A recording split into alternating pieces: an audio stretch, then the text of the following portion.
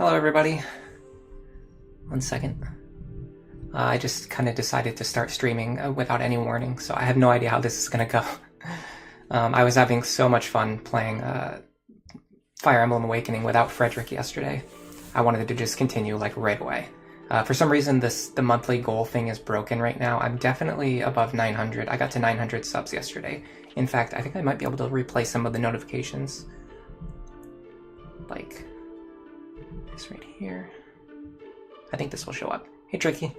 You're doing regular Lunatic right now as well. Yeah, so Scorpion subscribed yesterday. Thank you for that.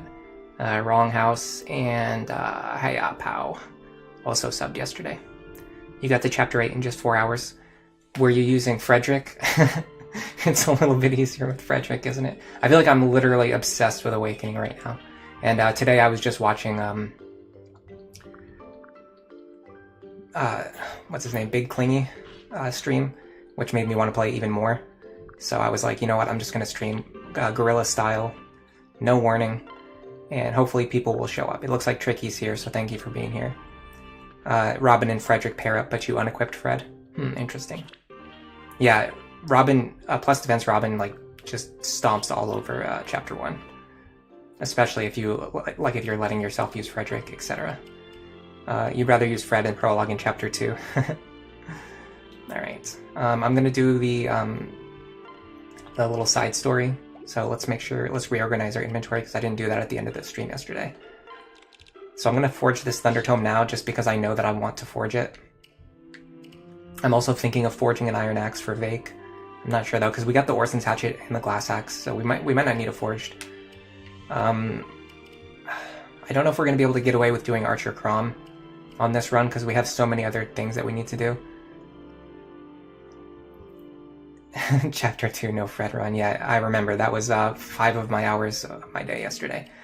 Alright, I feel like I still want to use Stahl and Muriel, so let me think about how many units we actually have room for in our army. I think we can use all 8 of these characters right here going into the next chapter. We might have one less deployment slot because of Donnell. Chapter 6 can be brutal even with Fred. You want to see how I can do it? Oh man, I have no idea. Chapter 6, yeah, is an absolute wall. Okay, let's forge this Thunder Tome first. And I'm going to forge the Killing Edge too. No, even if Long Ku doesn't use it, or even if we don't use Long Ku, we can still have Crom use this weapon, we can still have Robin use it, we can still have basically anybody use it. So we're gonna have a lot of trouble in the upcoming chapters, but we're gonna just see what we can do. Chapter 5 and Chapter 6 are both gonna be extremely brutal without Frederick. Because honestly, on a normal playthrough, you have 3 lanes that you need to protect, and you only have 2 units capable of basically holding those lanes. You have Frederick and you have Robin, essentially. And then now we don't even have Frederick, we only have Robin. So we have 1 character that we need to protect 3 lanes.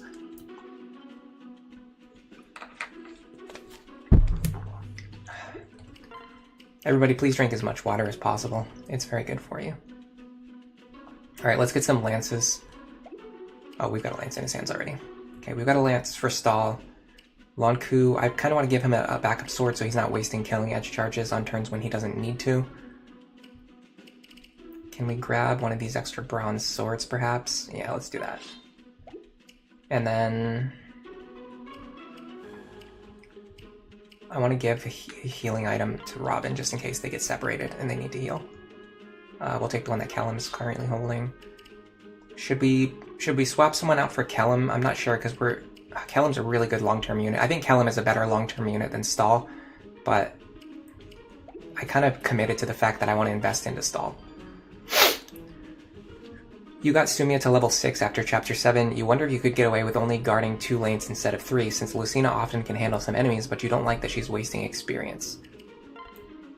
Yeah, Lucina, I've kind of been adapting to a strategy where I noticed that the thieves won't really open the door in the middle, except under very specific conditions. And with that in mind, you have a lot of room to play around. Alright, so I have some ideas. We would want Long Ku down here. Muriel. Long Ku here, Muriel here. Maybe something like this. Alright. I'm going to just kind of go in blind and then try to see if I can figure out a strategy that works for this map. Yeah, I know Kellum's a really great pair-up, but if we invest into stall long-term, I think stall can eventually become stronger. Alright, so here's my plan. What if we can do something like this? We would need +3 speed pair-up, which we can, I'm pretty sure we can get that from Crom.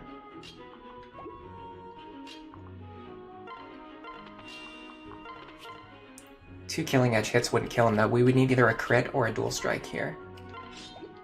14. 28 plus 14 would kill, or a crit would kill. Okay, well that's the worst possible way to do it. Lonku immediately failing to dodge. Hey, look, Hikari Longheart, thanks for stopping by. Oh, I have no plans of ever using Donald for anything. Unless people, like, force me to do it, I will never use Donald for anything. He's just not worth the effort. And he takes a ton of effort to get going, and he's not even worth that amount of effort. Alright, that opener wasn't really consistent anyway. Let me think if there's a better way to do what I'm trying to do here. What if I swap their positions and I have Robin do this?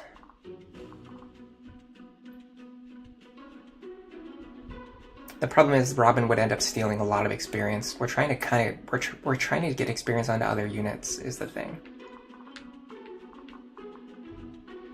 I could have stall. I really want to get rid of this guy though. Let's just see what the Robin matchup looks like. Hey Tilda Hat, Donald donation bar. No. Don't force me to do that. We do kill him with the Levin sword, but then the problem is we would kill all of the other enemies who run in, and then Robin would steal all of the experience, which I really don't want to do. Can Muriel survive a hit from these guys? With a good pair-up, she could survive a hit from the short axe. What if I do this? I could have Robin just body block here with the bronze sword equipped, so they get chip experience, but they don't steal any kills. Then I put Muriel behind Robin with the fire tome equipped and a stall pair-up to keep her alive. This also is going to build up her support rank with stall, which we're working on. So she's going to fight this guy here with the short axe. Robin is going to weaken this guy right here, and he's going to, because we're playing on Lunatic instead of Lunatic Plus, we don't have to worry about enemies with pass. Is it acceptable if Donald dies on this map? I don't usually kill him intentionally unless I have him get killed by the boss. The problem is, you have to remember with experience decay, even as much as like I don't like using Donald, letting an enemy kill Donald means that you could potentially get less experience from that enemy in the future. So it's a very tricky proposition. Okay, the next thing I'm going to do is fight. I want to fight just this guy, I think. Without Frederick, you really have to be a lot more cautious in your opener here. I could potentially fight the Thief and the Axe Fighter, but I don't think I have anyone strong enough to do that. Maybe if Crom could dodge here. Would he have enough speed to not get doubled? I would need 14 speed. I can get 14. Yeah. I won't double these guys because my Crom has been extremely speed screwed. But I could potentially dodge. But I don't want to fight the archer. Let's do this. Because we can't double anyway, we don't really need to be paired up with Sumia. So we'll fight just this guy. And then the thief should start going to the left. I think there's going to be a lot of pressure on us on turn 2, but I want to see what this opener looks like. Like I said, I haven't really planned out this run. I'm very much experimenting right now. So we're kind of learning what works and what doesn't work. Your Crom is Strength Blessed. Lucky you. Mine is Speed Screwed. Yours is Strength Blessed. Nice. Dual guards.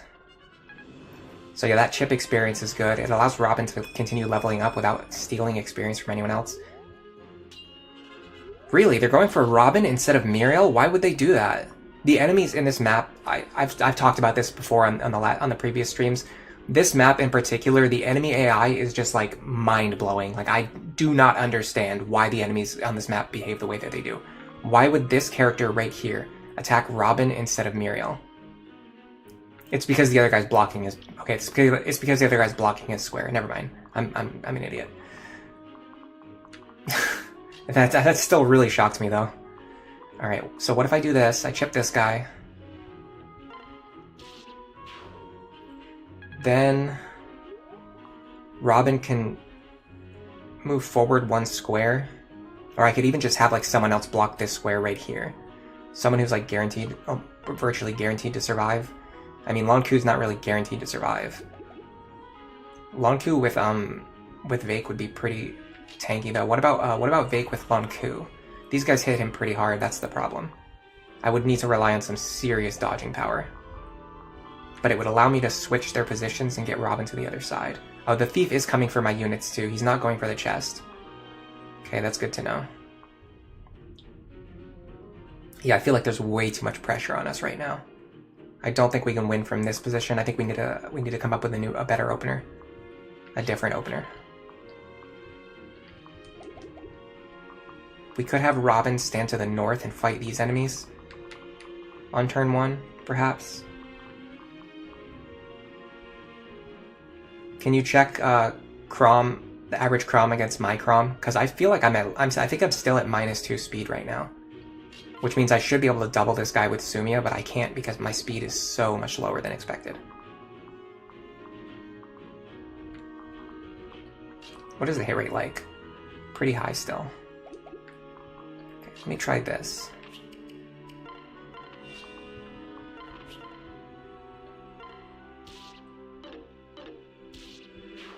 Then I would send Lon Ku the other way. This isn't going to work because the fighter's going to be able to hit my back line. I would need to do something like this. That's a good start. Okay, now what do these guys threaten right now? The archer is still threatening Lisa, so I would need to block the archer, and then also Muriel would also need to be able to survive, which she can't do from this position. So yeah, there's like a million reasons why this opener doesn't work. And then Crom would need to dodge a bunch of attacks here. I could do this. Let's just see what happens. I think at least one person's gonna die here. Yeah. Okay. So what we need to do is get rid of some of the enemies to the north a little bit faster. Crom normally has 12 speed, yeah, and mine only has 10. Or even 11 would be good here. Like, even 11 would be good here. We're just 1 point short of where we need to be. But we're actually 2 points behind. So we got, like, double screwed here. Alright, I think we have to have Robin go north and start clearing out these enemies faster. The archer especially is, like, a huge problem. What if I do something like this? I can have Robin run up here and kill this archer fast, and then they would fight at least these 2 enemies on enemy face, potentially at least the thief. I can get rid of the thief, or damage the thief badly. Then I just need to worry about a unit who can block this guy from getting through, which could potentially be Lon Ku, but I feel like the problem before is that this guy one-shots Lon Ku. Yeah, he deals 21 damage. I'd have to use a strength pair up, a defense pair up, which I could use. I could use Vake for this. So switch these guys. Put Vake down here. And then let's see what this opener looks like. The worst part is that I can't even buy Speed Tonic to compensate for the speed loss yet. That's true. I usually don't buy Speed Tonics anyway, though. Alright. When we fight this guy... What if I just go here? Is this square threatened by anybody? If I just stand here, I have a really good chance of surviving or even killing this guy. The problem is it doesn't really stop this guy from running into the back line, so I have to start clearing out some of these enemies faster. But let's start with what I want to experiment with. I want to see if this works. I can't quite kill this guy unless I use the Roy's Blade. So let's do that. Free experience for Sumia. Is the loot important? On this map, yeah, the Killer Lance is really important. It's one of the main ways you can make Sumia, like, not completely suck at combat. And, let's see, the rescue staff is like almost essential. I do have strats where I can clear chapter 5 without using the rescue staff if I get a little bit lucky, but you still want the rescue staff because it's good for like all of the subsequent chapters. Okay, I understand now why the thief went towards my units instead of going to the left, by the way. For some reason, the thieves are like programmed with specific AI. So this thief is programmed to go for this chest, and this thief is programmed to go for this chest. And because of that, this thief doesn't have a chest assigned to him, so he'll just attack your units. He doesn't actually try to open chests, I don't think. Maybe if like none of my units are in his range, but last turn none of my units were in his range and he still moved towards me. The rescue staff, yeah. Rescue staff is super important for basically the rest of the run. Alright. So I need a way to block this guy and this guy without getting in range of the thief. I think this square right here actually blocks a lot. And it's not in range of this guy. 1, 2, 3, 4, 5, here, yeah. This woods tile here is actually pretty essential. It's not in range of the thief. Okay, this is really good information. This tile right here is extremely important if you're not doing an accelerated opener. Because this is not in range of the barbarian here, and it's not in range of the thief here. But it does block the other barbarian from getting through.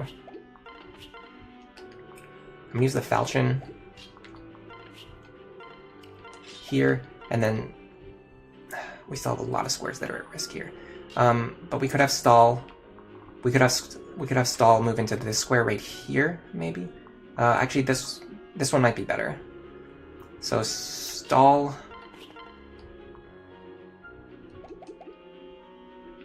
Can Muriel survive a hit from this guy? 28 minus 5 is 23. How much defense do I get from stall now? I get 3 defense, right? I think I survive on 1. Let me test this.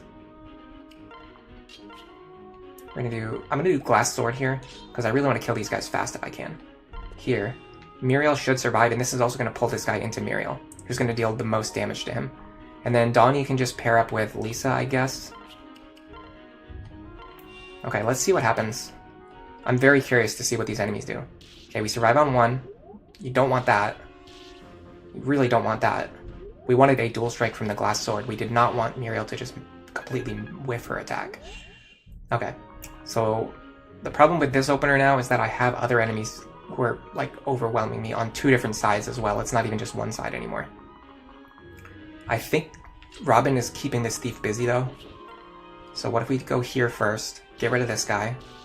Nice Sumia dual strikes again.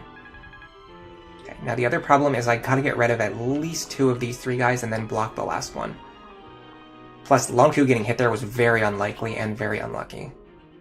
The guy had like a 30, maybe 20 to 30% chance to hit Longku. This opener might be okay. I think I just got a little bit unlucky. With Muriel missing, Longku getting hit, like most of those things were not expected to happen. Assume this guy was on 27. Could I get rid of him quickly?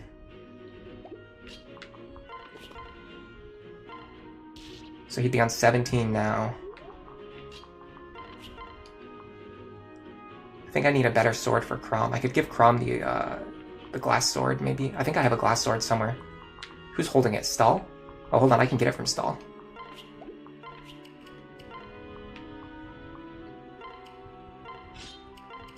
So go like this. Hit this guy with the glass sword.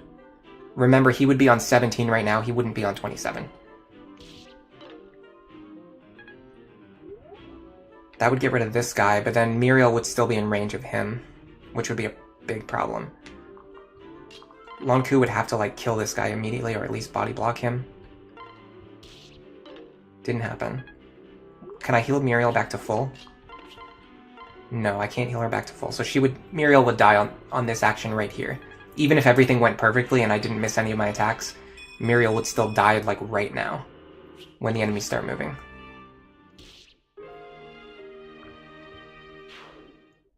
Yeah, this guy goes for Muriel. And then the next one would go for Lisa. And kill her as well. So that opener's not going to work. We need a way. You often trap the archer on turn 1 so Donald can poke him. No way, I'm not doing that. I'm not doing, first of all, I'm not doing anything. I'm not slowing down my play to recruit Donald, who completely sucks. But on top of that, the other enemies would like overwhelm me and kill me while I'm like killing the archer. We need a faster opener, not a slower opener.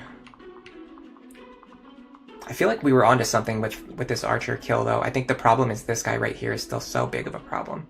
Maybe I have Robin get rid of this guy instead, because then I can get rid of him, and damage the thief all on enemy phase. And then I have way less pressure on my back line. I can double without Sumia, right? Yeah, I was only using her for movement purposes. So what if I send... who would I send with them instead, though? Nobody? They don't really need a partner, that's the thing. Well, they actually kind of do. Let's just stick with Sumia for now, then. That'll allow us to go here. Go like this. 2 hits from the Roy's Blade. Okay. So on enemy phase, we're going to kill the barbarian to the left. We're going to damage the thief. And then the archer is going to get stuck attacking us. He's not going to be able to go past us. So then I want to accelerate on the south side. But I can't really accelerate. I can't bust through. Oh, Robin's the only character who can bust through here, but Robin is also the only character who can bust through here. Doing this without Frederick is so hard. Like, God, this is so tough. Normally, you have Frederick. Like, you can have Frederick go north and Robin go left. But now it's like, I need Robin to be on both sides, and obviously they can't do that. I need, like, one unit who's, like, stronger than, like, as strong as Robin, and I just don't have that yet. My Vake is, like, not strong enough or fast enough. I could do this. What do these guys hit me for? Oh my God, they hit me so hard.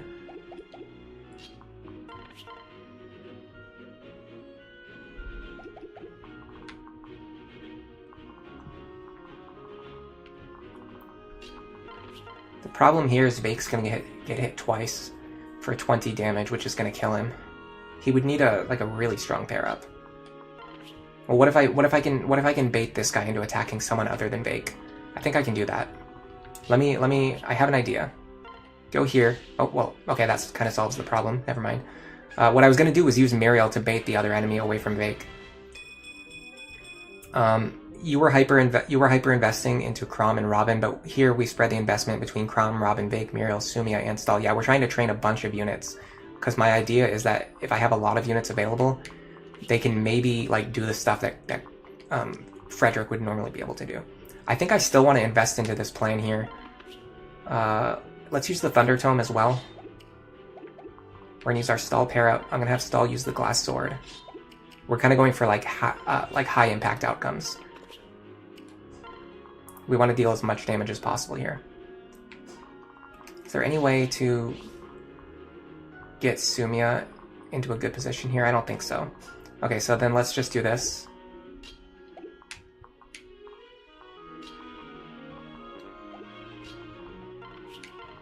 Alright, let's see how this looks. I think this opener is going to be a lot stronger.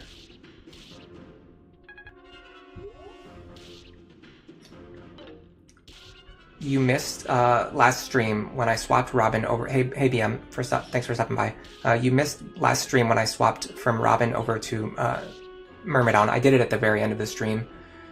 Is it any better than going Mercenary for the Arms Thrift cheese? So first of all, I don't really think Arms Thrift is actually that good. I've used it before, and I've also done grindless runs without Arms Thrift, and basically no matter what happens, I never run out of useful items. Like, my items just never break. So I really don't think it's worth investing like so much time and effort going out of your way to get Arms Thrift when none of your items are going to break anyway. Having said that, going into Hero is really good. So if you want to get into Hero as fast as possible, Mercenary is actually way better than Myrmidon. The reason I'm using Myrmidon is just for like a weird thing. I'm trying to do a weird build that I wouldn't normally do on a normal playthrough. So I don't know if Mercenary is actually that good or not. I'm basically just testing things out essentially. Okay, this guy's gonna hit me for 8 next turn. So let's do this. No, let's do this. This is gonna block the Woods tile. Use 1 Levin Sword charge. Yeah, Arms Thrift does save gold in the long run, and like I tend to be like pretty thrifty, like pretty economical, but even knowing that, it's really hard for me to think that Arms Thrift is worth investing like the amount of effort it takes to actually get. Man, if I had 2 extra attack though, I could kill this guy with the Glass Axe. Okay, what is Vake gonna take from these guys? 16 plus 18? What is 16 plus 18? Let me get my calculator. 16 plus 18 is 34.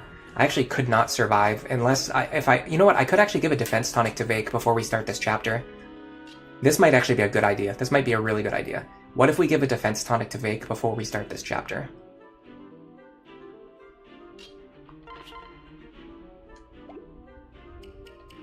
For now, let's just stick with this.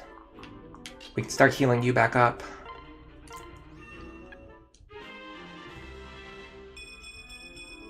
Awakening isn't really strict with gold in the first place. Yeah, I mean, it can be a little bit tough. 2, 3, 4, 5. Oh, there's 2 wood tiles. Okay. 1, 2, 3, 4, 5. Here. Okay, I'm gonna grab Stall. Just in case I want him to do something next turn. That's like Donald's biggest contribution, is just grabbing Stall. Alright. I'm gonna start chipping at this guy. Give Crom some experience too. Alright, so we need to dodge this archer now. We did not dodge the archer. Okay, let me see if giving Vake a tonic will make this more consistent. Yeah, you do still have to, I do think you have to be a little bit,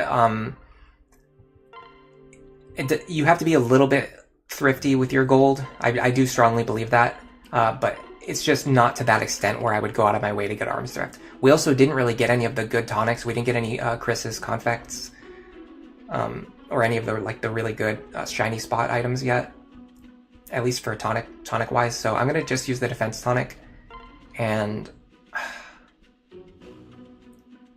we could go with the Vake Sully instead of Vake Lonku, because the extra speed's not really helping us.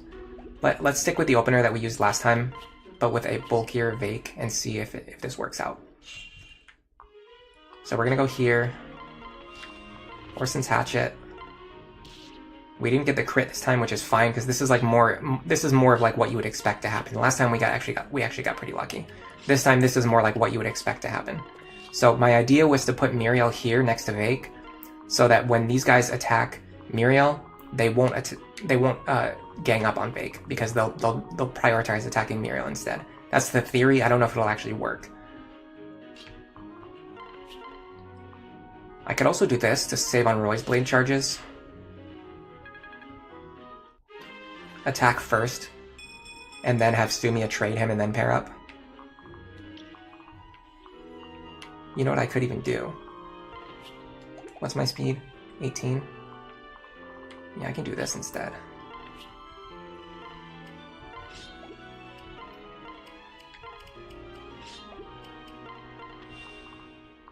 And then Sumia can fight the thief. As long as the thief doesn't kill her or double her, I'm not sure. He doubles her, actually. Okay, never mind. That's not an option. Well, let's go like this. This is gonna have Muriel, this is gonna have Sumia available next turn for like repositioning and stuff like that. Okay, let's see what the opener looks like now. That's fine. That's fine. This is good. Nice. Yeah, we got more experience on a Crom this way. Okay, that miss probably mattered, because if Vake's health was low enough, the ranged attacker would see a kill, and he would go for the kill, instead of attacking Muriel. In fact, it seems like they're all going to attack anyway, yeah. So we actually got pretty lucky there. We got very lucky there. But we're playing without Frederick, so I'm willing to rely on a little bit of luck. Plus, Vake is kind of popping off right now. Okay, this guy is going to hit me for 15, and then the archer is going to hit me for 13. 15 plus 13 won't kill me, so actually, yeah, the defense tonic actually makes a difference. The defense tonic means that Vake can actually tank and enemy phase both of these guys right here. So then all we have to do is worry about wiping out these enemies. I'm going to go...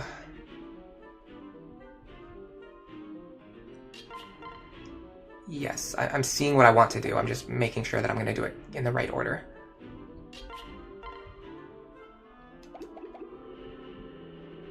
Can I kill this guy? I can.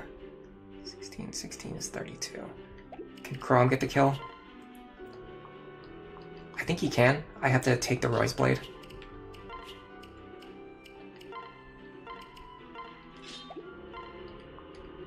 The Roy's Blade is so good, by the way. I'm so glad we picked this thing up. This thing is absolutely phenomenal. Okay, so we're going to kill this guy.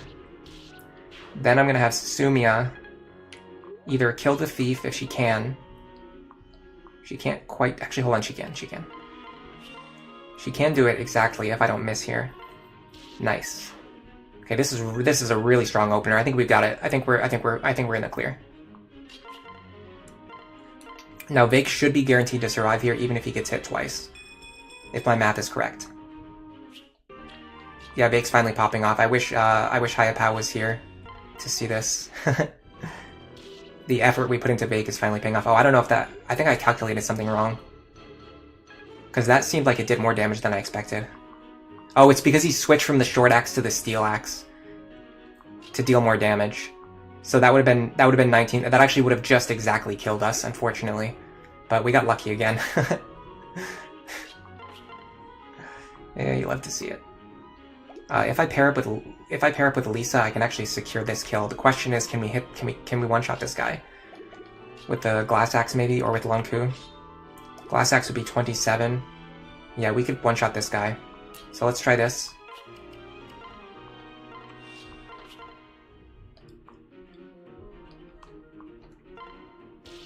Muriel picks up a kill. The Vake investment is finally paying off. So we can one-shot this guy with the glass axe. Or we can let Lanku get it, maybe? No, he's not quite... He doesn't hit quite hard enough, but we could actually have Stall put in some work here. Get some Lance rank. And then let Lanku get the kill. Because this enemy is 4 levels below Vake, so it's actually better to give this kill to Lanku. Exact damage with the Bronze Sword. Epic. Okay. There's no way that Thief is getting the Killer Lance, by the way. We're going so fast right now. We're going at, like, incredible speeds right now. This is so much faster than I normally have to play on Lunatic Plus because of the enemies having all these dangerous skills that you have to slow down your gameplay. Like, look at this. By now, by the time we got out of this corridor over here, usually this guy's, like, already up here, like, looting the chest. We're so much safer right now. How many turns do I have? I'm not sure exactly what you're asking. Right now, it's turn 4. If you're asking if there's a limit on how many turns I have to clear the map... Oh, before he steals the Killer Lance, you actually have a ton of time. So right now, it seems like he's close to stealing it. He's actually not that close. He has to spend a turn opening this. He has to spend a turn opening this. He spends a turn coming back out, another turn going here, and then one more turn going here. So he has to go all the way down here to escape with the Killer Lance. It takes him a long time to steal the Killer Lance. Yeah, it's this square right here. They don't escape until they get all the way back down here. Yeah, it's 5 turns. Thank you, Doom Desire. I wasn't counting, but I have a vague idea. I know it takes them a very long time to escape. And then this guy takes even longer. If he somehow gets all the way up there with the rescue staff, you have a ton of time to stop these thieves. It's nowhere near as scary as like psychologically, like you think you have to go fast, but you really don't. All right, let's see. These guys are gonna do. I gotta be careful because he's gonna switch to the hammer. So in theory, he's actually gonna deal. Oh, actually no, the hammer does less damage. I was completely wrong about that. Okay, he's gonna deal 27, and then this guy's gonna deal. What does the short axe do? 23. 27 plus 23.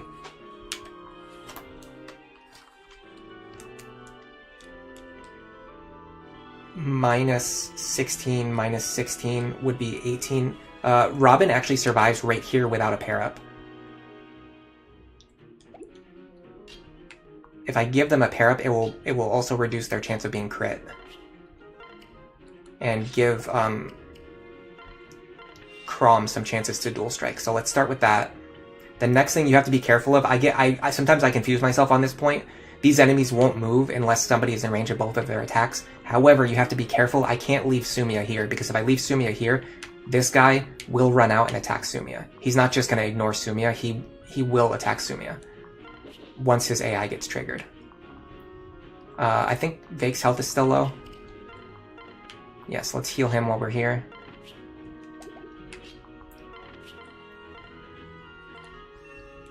And then we're going to start separating our units, so next turn we can fan out and kill these enemies to give experience to units other than Robin. Okay, so that's kind of good. We only get the kill there if Chrom dual strikes, and if Chrom dual strikes, that also means he gets experience. So that kind of works in our favor. I kind of don't want to... What is Chrom's level right now? I wonder if we can stall this kill somehow.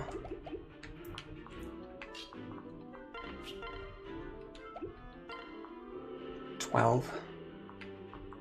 What we'd have to do is, if we chip this guy with 11 sword, we kill him right away. What about the Orson's Hatchet? 12. I feel like we don't have a great way to feed this kill to anyone because of the fact that he's trapped in this corridor. We can't get to the spaces around him. We can only attack him from 2 range.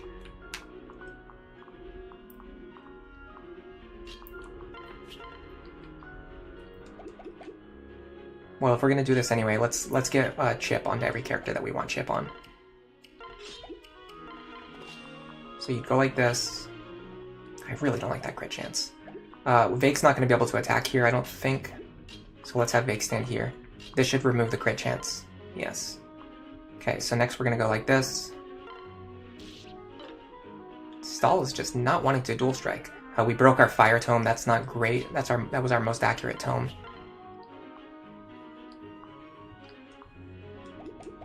Okay. So next I'm going to give the kill to Chrom. Robin could potentially pick up free dual strike experience. They did not. But they could have. Okay. Next I want to start baiting out these enemies so I can clear them. I believe this square right here is a good one, yeah. This is 28 plus 22. Let me start separating my units. I kind of slowed down a turn there that I didn't need to. I really thought I was going to be able to clear those guys more effectively, but I really could not at all. Okay, we got a couple turns, so don't worry about it. Okay, so 28 plus 22. Minus 9. Minus 9 would be 32. If we heal Vake back up to full, he will survive both of these attacks. So let's go like this. We do Orson's Hatchet. I'm going to pair up with Chrom here for higher dual striking chances. Then I'm going to heal with Lisa and also be standing next to him for support bonuses. I'm going to actually switch Lonku and Sumia's position.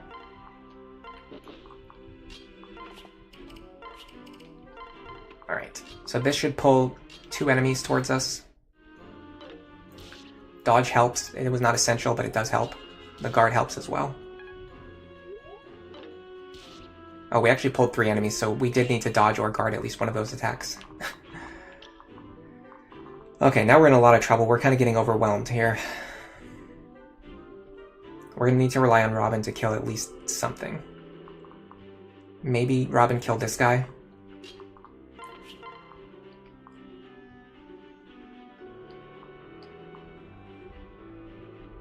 I don't have my Roy's Blade anymore. I could take the Killing Edge and use that.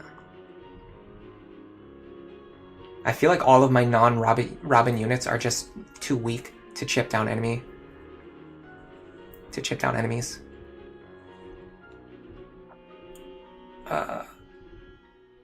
We're lucky that we're not using Fred because the hammer isn't deadly to us. I don't know. The fact that we're not using Fred also means that we're getting overwhelmed by enemies because we can't chip them down fast enough. So it's kind of a double-edged sword.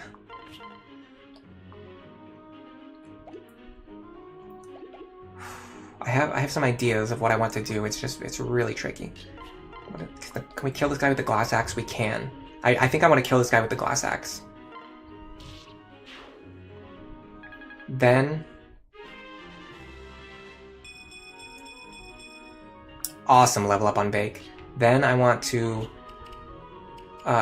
re-equip the Orson's Hatchet. I want to take Crom and then use his doubling power to kill this guy.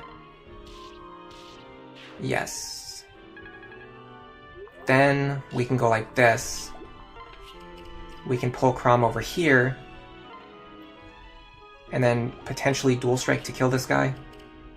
Is that the way? Or do we just go for like guaranteed kills? If we don't get the kill here, we still have Stall, Muriel, and Sumia all available. The problem is if we miss this guy, if this guy hits us, we're going to be in trouble. Okay. We're in pretty good position. Okay, make sure we stay out of range of this thief. This guy here, I think I can block him with Muriel. Javelin. Doesn't hit hard enough. Iron Lance hits, but it's not super accurate. Okay, what about chipping this guy with Muriel? The fire tome breaking really hurts us right now. Okay, Stall. Stall will get doubled by this thief, but will the thief actually kill him? He'll deal 11 plus 11 damage. The thief actually won't kill him. So Stall might actually be the option here.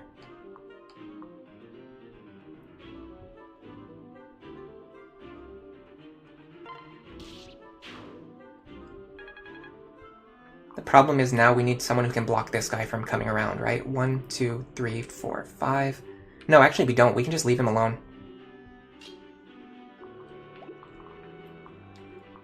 So in that case, let's do this.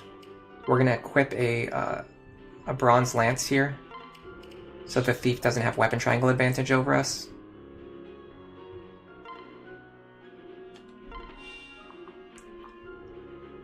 Then I'm going to move Sumia over here.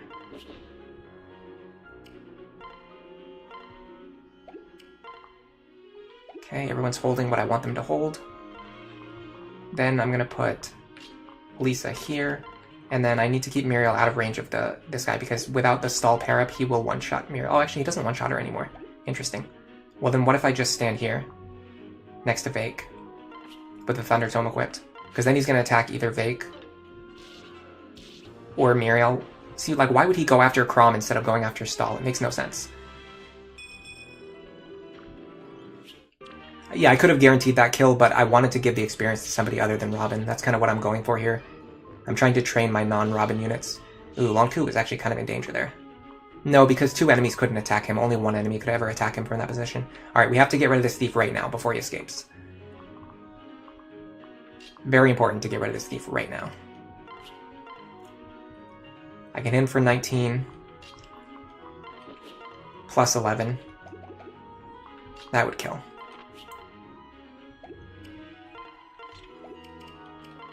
I'm going to make sure that I don't dual strike here. Do I have a bronze lance? I wish I had a bronze lance because I could give myself better accuracy here. You know what I can actually do? I can do this.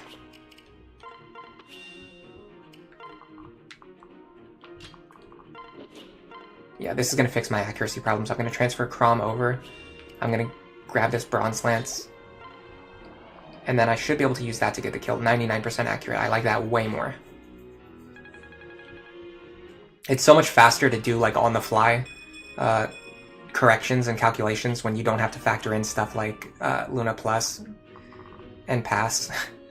Alright, so we're doing okay here. We're doing okay. We're not doing great, but we're doing okay. I think I can go Bronze Sword here, pair up, and then Orson's Hatchet this guy. In fact, I can actually just hit him with the Iron Axe. Save an Orson's Hatchet charge.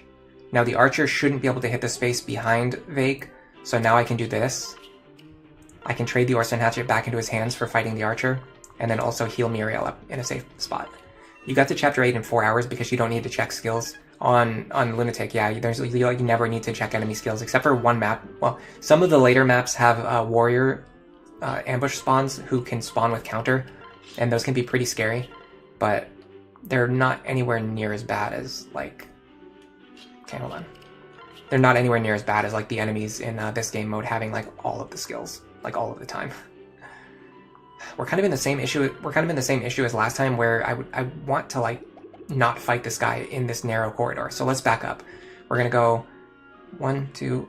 We're gonna go 1, 2, 3, 4, 5 here. I'm gonna waste another. I'm not gonna waste another Orson Hatchet charge. I'm actually just gonna do this. I'm just gonna let him shoot at fake, and then I'm gonna kill him on the following turn. All right, we're totally safe here. We've got no issues to worry about. I think we're safe on this map. I think we've cleared everything.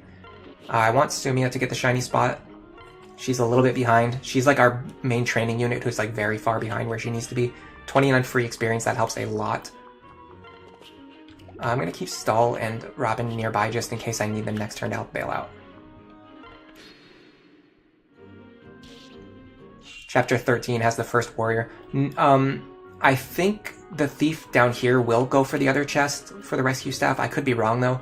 I think the main reason he usually doesn't is because he ends up attacking your characters instead. But it actually could be the case that only the killer lance gets swapped. Gets swiped, I should say. Okay, so we're gonna let Muriel get a chip damage here. And then we're gonna give the kill to Lonku. Like so. I think this is our core. I think this basically what we're looking at right here. This is our core. This is the group we're going to be using for the rest of the game, with maybe some minor pickups and variations later. Sayuri won the poll yesterday, so we're going to be planning on a Robin Sayuri marriage, and for that reason, essentially for a good portion of like what we're doing for the rest of the game, Robin is just going to be focusing on getting C supports with their male friends. And then later, once we get access to Sayuri, then we'll start building an S support with her. I actually kind of don't want to double this guy.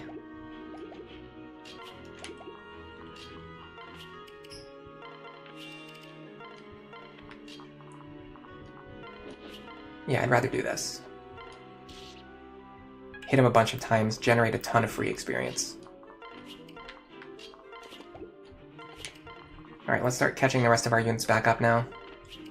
Lonku is very close to a level up. We're gonna try to level him up on a kill. I talked about this during the last stream. It's not super important, this is very extreme, like min-maxing, but one thing to keep in mind is that your experience gain is based on the unit's level. So if Lonku kills an enemy right now while he's at level 4, 95 experience, he's going to gain a bunch of experience as a level 4 character, but most of that experience will go towards his progress from level 5 to level 6. So killing an enemy while you're right at like 95, 99 experience is actually the most optimal thing you can do. Weirdly enough. We can survive a hit from this guy, right? 28 minus 7. With a vague pair if we can. And then who do I want to build support with? I guess just any of the female units, right? Eventually he wants to pair up with somebody. Although I'm not sure who. It's going to seem a little bit wonky, but I'm going to intentionally leave... Actually, no, I can't leave Robin in range of this archer, because if I do that, we're going to start getting experience degradation. Donald is not part of the core. No, no, no, no. Remember, I'm the most notorious Donald hater on the internet. Nice dual strike. I kind of went against what I was saying before, though. I accidentally leveled up with chip damage instead of a kill, so I kind of made a mistake there. I just spent like 2 minutes explaining something, and then I immediately went against the thing that I was explaining. So that was kind of stupid of me. I think I'm going to stop attacking with Muriel until I can buy like a fire tome or something. I don't want to waste thunder charges because they're expensive, and I also don't want to rely on thunder charges because they're not accurate. Okay, we're going to go 7 here. We're still getting decent chip experience. I think we're starting to get experience degradation now, though, so I'm going to pair up now. Especially because Robin can theoretically generate free experience here if they dual strike. They didn't, but it's okay. They could have, in theory. We did get a chest key. We'll use that next turn to open that chest. Alright, so I'm going to stop training Muriel for this chapter. I'm only going to use her if I need to for an emergency. I could actually use Stall, though. Stall is the one character who's not really getting the experience they need yet. Stall and Sumia need experience now. You should watch the VOD where I talked about the Donald Paralog on Lunatic Plus. Hey, you said it, not me. I'm not going to advertise my own streams, but it's definitely worth watching. If you want to recommend it to anyone else, feel free to do that too. All right. Let's see. Who's the best unit to draw out random archers? The problem is we don't actually have a good unit to draw out random archers because we don't have any fire tomes. I don't want to waste Levin Sword charges either, and I don't want to waste Orson Hatchet charges. I actually think the Thunder charges are the least valuable thing that I have right now. So, once again, going against everything that I just said, I think I'm going to draw these guys out with Muriel. Let me just make sure that she survives. 11 speed, 22 attack. 22 minus 8, yeah, she survives.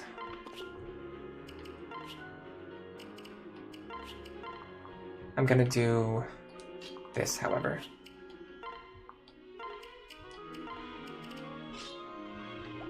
There you go. Start running Sumia over here, get another free shiny spot. I think I made timestamps on some of my streams if you check them already. I can't remember which ones I did it for. I used to do it to every stream, but it gets exhausting, especially on the long ones. I can't like go through all of my old streams and do full timestamps. That was like the worst possible outcome, by the way, from that exchange. He hit us with 80%, we missed him with 90%. Love to see it.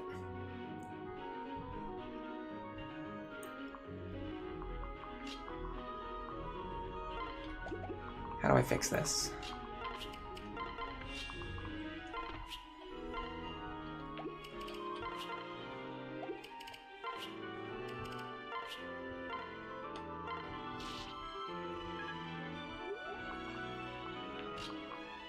Can I heal her back to full?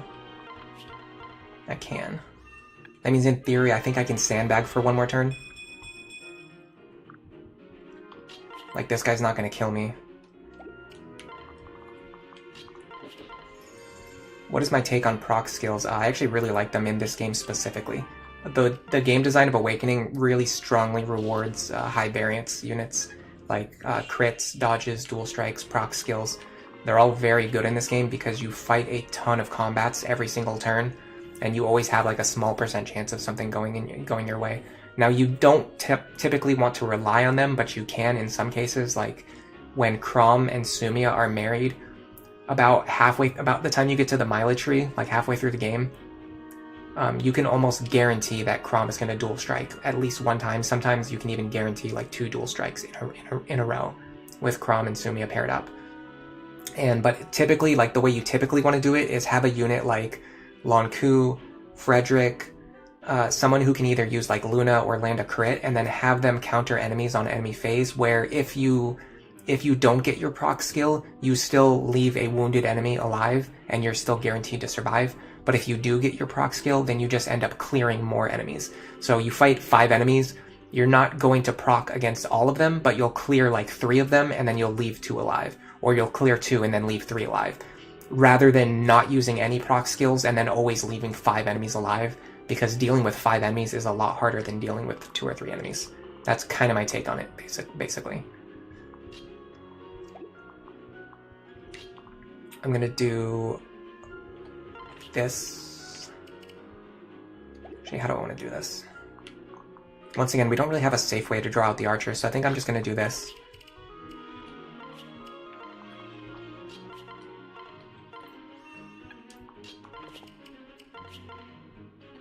Give the kill to Stall. He really needs the experience. We can probably get him one more kill this map.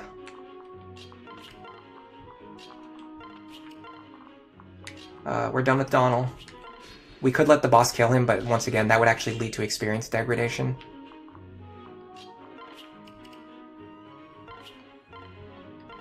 It wouldn't really benefit us.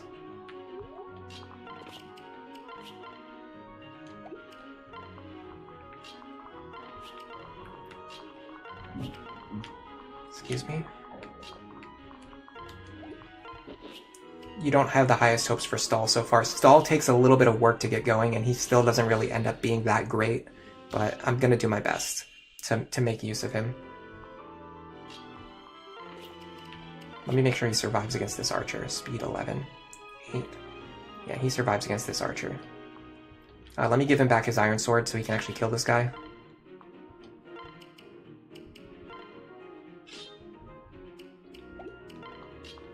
Not this turn, but next turn. I'm also going to unequip Muriel. I don't want dual strikes here.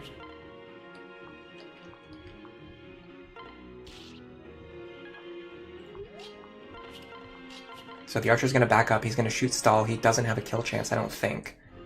Unless he has like a really small crit chance. What's his crit chance? 8 versus 6 luck. I actually think he... No, because we have a C support, so he doesn't have a crit chance there, I don't think. If he does, it's very small. And then we're going to kill with the Bronze Lance. Start working on our Lance rank. And then that was a good example of what I was talking about before. So we gained like 28 experience as a level 5 character by killing an enemy as a level 4 character. Alright, so yeah, our Stall is like king of mid right now. He didn't even get a good level, like not even a decent level up. Horrible level up, I would go as far as to say. Alright, can we train Sumia anymore on this map? Probably not. This boss is usually pretty dangerous, even on base Lunatic. Yeah, that level up sucked. He's still 1 less speed than base Crom, even as a level 5 character, yeah. Alright, so we cannot fight this guy basically no matter what we do. I think maybe with a Sumia pair-up we could maybe do it. We'll check a couple of different matchups here. I want to see what Sumia looks like against this guy. She just immediately gets one shot and dies. That's not an option. We could do Crom though, we could fish for Sumia dual strikes. I don't like the crit chance. I very much do not like the crit chance, but I could have Robin standing next to me to avoid the crit chance. So let me try something like this. Okay, if this guy attacks me, he's an absolute buffoon. And then go like this. That removes the crit chance. And then potentially if Sumia gets a dual strike, she'll get some chip experience. Honestly, the way the AI in this map behaves, where it's completely random and means nothing. Jesus, that guy hits so hard. I probably should have checked to make sure how hard the Silver Axe hits. Why didn't I hit back? I unequipped my falchion. Oh my god. Why did I even do that? Why would you ever unequip your falchion?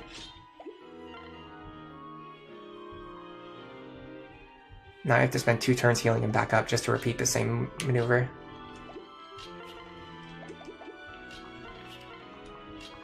Two or more turns healing him back up just to repeat that maneuver. And we got experience degradation too, although we won't get experience loss if we don't take more than 3 turns to kill him. I think I meant to unequip Robin and I accidentally unequipped Crom instead. I'm not sure why I didn't have a sword equipped there. Okay, we can hit for another 13. Honestly, I'm kind of fine with this. I really wish we could get Sumia to attack safely here, but there's like no way. There's no way. We'd have to risk an 89%. That's like the best case scenario. If we get his health low enough though, we could possibly do this. Let's go 1 more turn and then see what the matchup looks like. We could also potentially crit at any point in time here. Yeah, that doesn't make me feel very good. The fact that we just missed there. Let's unequip Sumia. And then I think she can potentially get the kill next turn if we don't crit here. Okay. So the way I would get Sumia the kill here is, number 1, relying on the accuracy of the Bronze Lance, and then number 2, putting units next to her that will boost her support rank to increase her accuracy. I'm not going to use Muriel for this because I can use her to potentially... she doesn't really work for a bailout attack either. Long Ku should work for a bailout, right? Yeah, okay. We could actually let Long Ku get the kill, but I really want to give it to Sumia. She's very far behind on her gains. So let's do this. We're going to put Stall here, Muriel here. This should give us the highest support bonus for 94 accuracy. I'm pretty comfortable relying on that. And we got a little bit of juicy boss kill experience onto Sumia, and a good level up too.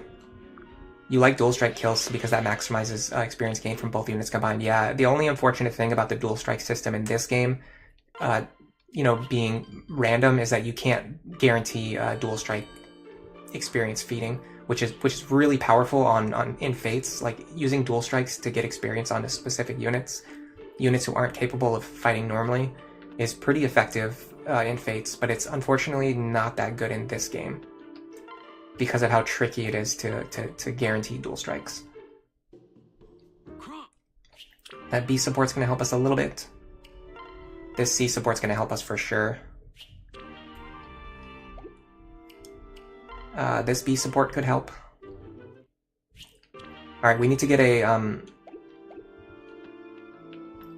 wind tome for Muriel. What can I fix you with? A lot cheaper than a fire tome. We could forge 1 point of might onto it too. 1 point of might is only 225, but this actually increases the attack against wyverns from 3 to 6, which is pretty good. I think our Thunder Tome already has 6 attack though, right? No, our Thunder Tome only has 4 attack. Okay, I think this is worth it. We're making the most out of a very cheap, very accurate tome over time. Okay, let's sort out our inventory again. Just get rid of these keys and stuff that we've been carrying around. I'm gonna give him the vulnerary with more uses. He's more likely to use it. Okay, Fake is looking okay. We have a second Orson hatchet, right? I'm gonna trade these, and then I'll use the 5-charge hatchet to restock at some point in the future. We're gonna give this to Lisa. We're gonna keep this Killer Lance. If you can get Sumia to see lances before this chapter, and then she has the Killer Lance equipped in this chapter, it's really powerful. With an S chance, you get around 70% dual strikes, 80% from Crom. Those are very reliable.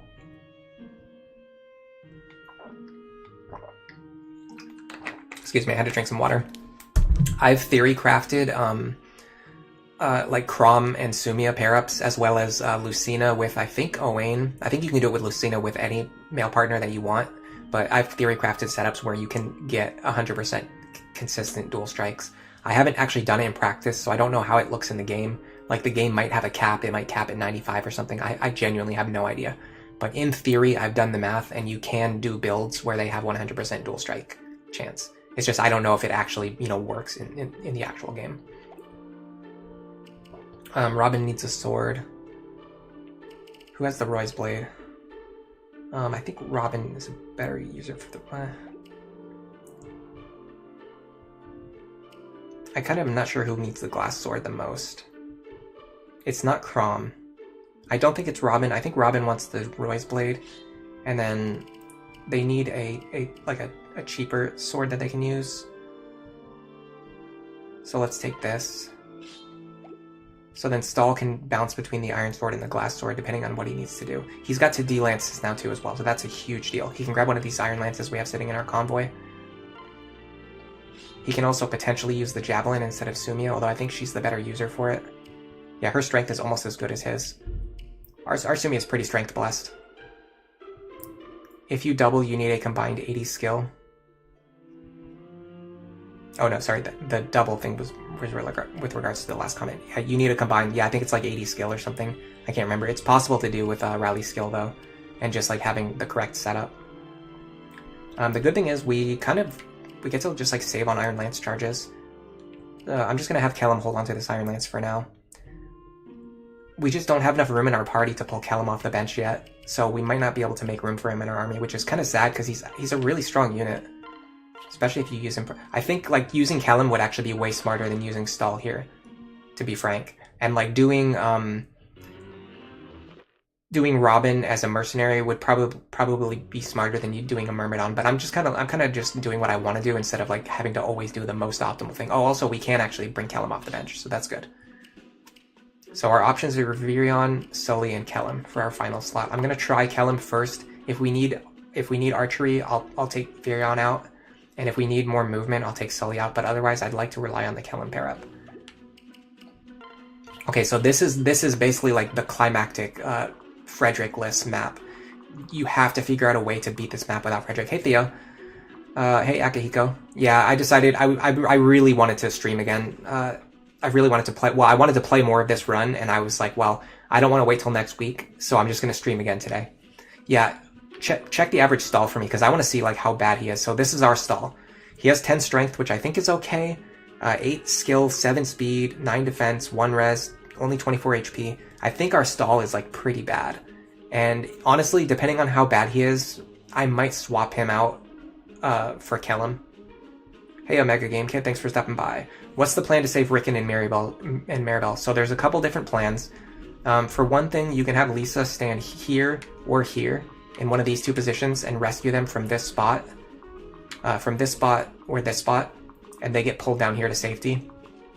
However, if you can effectively kill these two units, you can also leave Maribel or Rickon standing right here. The Dark Mage usually won't attack them, and then they can just run away on the next turn and save a rescue staff. So we've got a couple options. We're going to see what we can do. I'm kind of tempted to show off the super risky Lonku opener, where you have Lonku run over here, crit this guy, and then dodge a bunch of attacks. It's really funny, but it actually works like 20% of the time. What level? Yeah, level 5 stall. So plus 3 levels. He's not that high above his bases still. A lot of his stats just didn't level up at all. Alright, so normally I have Frederick run up here and one-shot this guy. We can't do that, so we gotta figure something else out.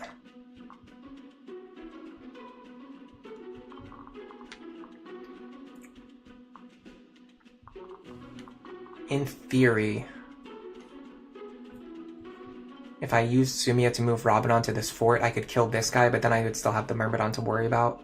And then I still have all these guys down here to worry about. I almost feel like I want to have Robin go left here.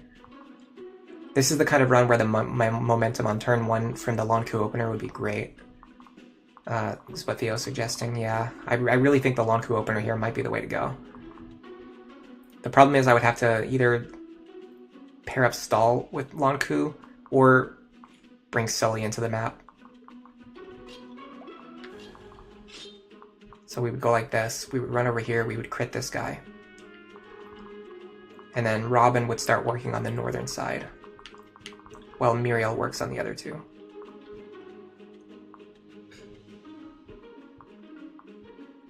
Let me give Robin the glass sword.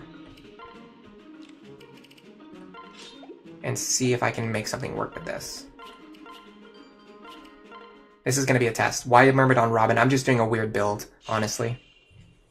I'm testing out something. I'm trying to get Vantage, Nosferatu, and Wrath onto Robin. I don't know. It's a build I don't normally run. It's kind of like a meme build. Like, it's really strong, but it takes like a ton of effort to actually make it work.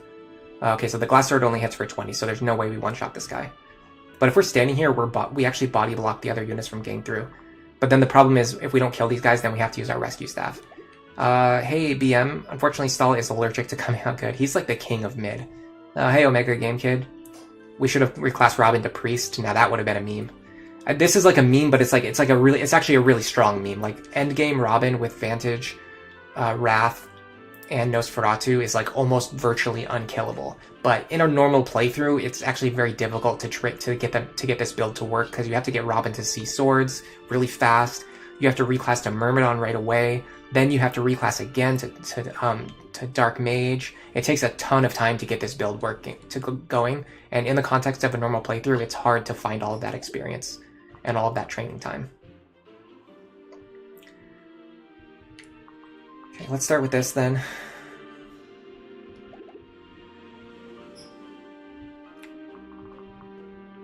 I wish my Muriel had just 1 more speed.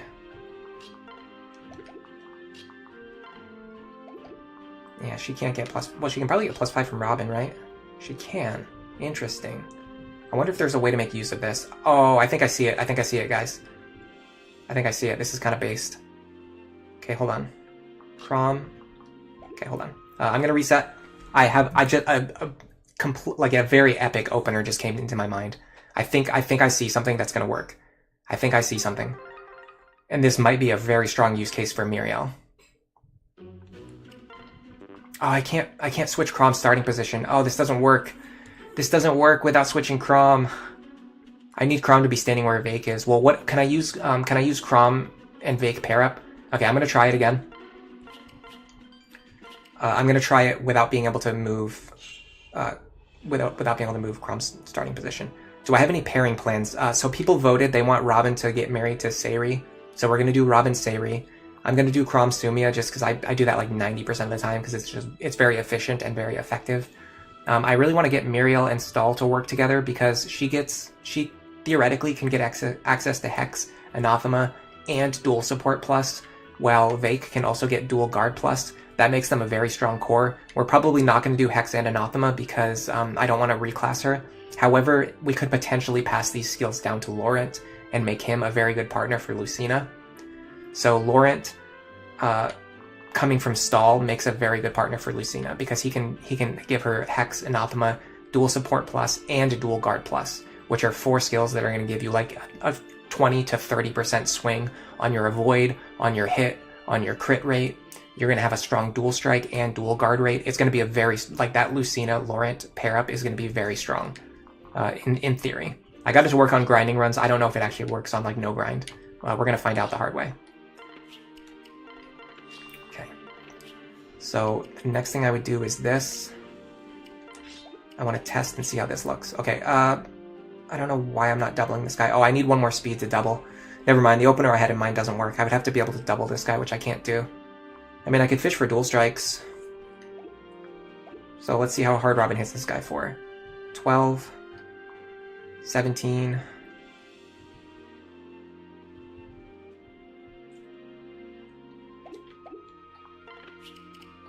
$17 plus 14, would that kill? 31, no it wouldn't. I would have to use the glass sword even for this.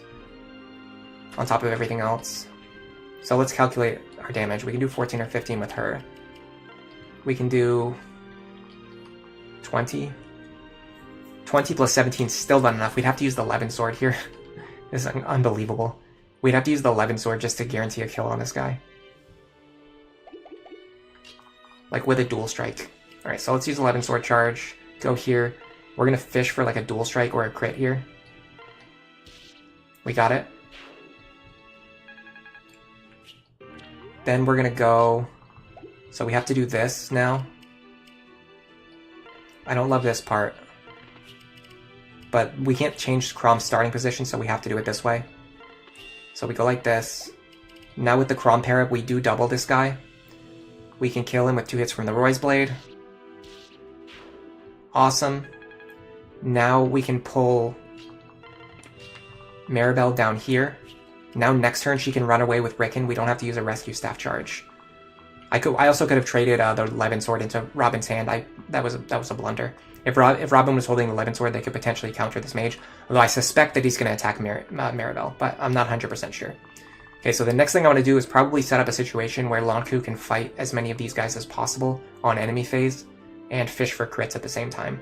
The problem is I really like having them run in and hit this guy with a crit would be such a strong opener, but we already got good luck on the top half, so I'm kind of worried I'm not going to get good luck on the bottom half too. BM asks if Chrom Robin marriage is the most optimal. The more you theorycraft runs, the more you think it's probably true. It's extremely powerful. It, in fact, might be the best possible pairing in the game. Yeah. But there are many reasons to use male Robin instead of female Robin, so it's not like a one and done case, because if you, like, there's an opportunity cost to get the Chrom and Robin pairing means that you don't get all of the advantages of using male Robin, and you also don't get the advantages of passing. What's the best way to explain this? So Chrom is one of the best support units in the game. So if you're pairing them with Robin, who is already a good unit and doesn't need the best support unit in the game, that means you're not giving Chrom's powerful support bonuses to somebody else who actually needs them. Likewise, Robin is already one of the best lead units in the game.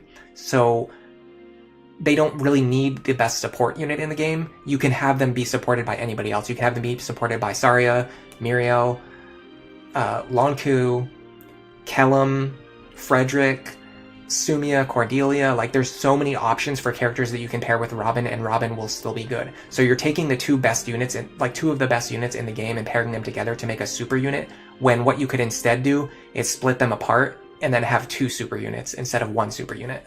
So that's the reason why, even though, like, in theory, yes, the Chrom Robin pair-up is the strongest possible pair-up in the game, I don't think it's actually the best idea, like, outside of a vacuum situation.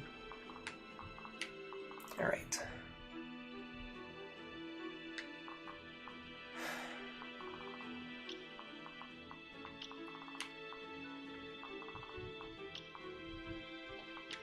I could have Long Q fight these two guys on any phase.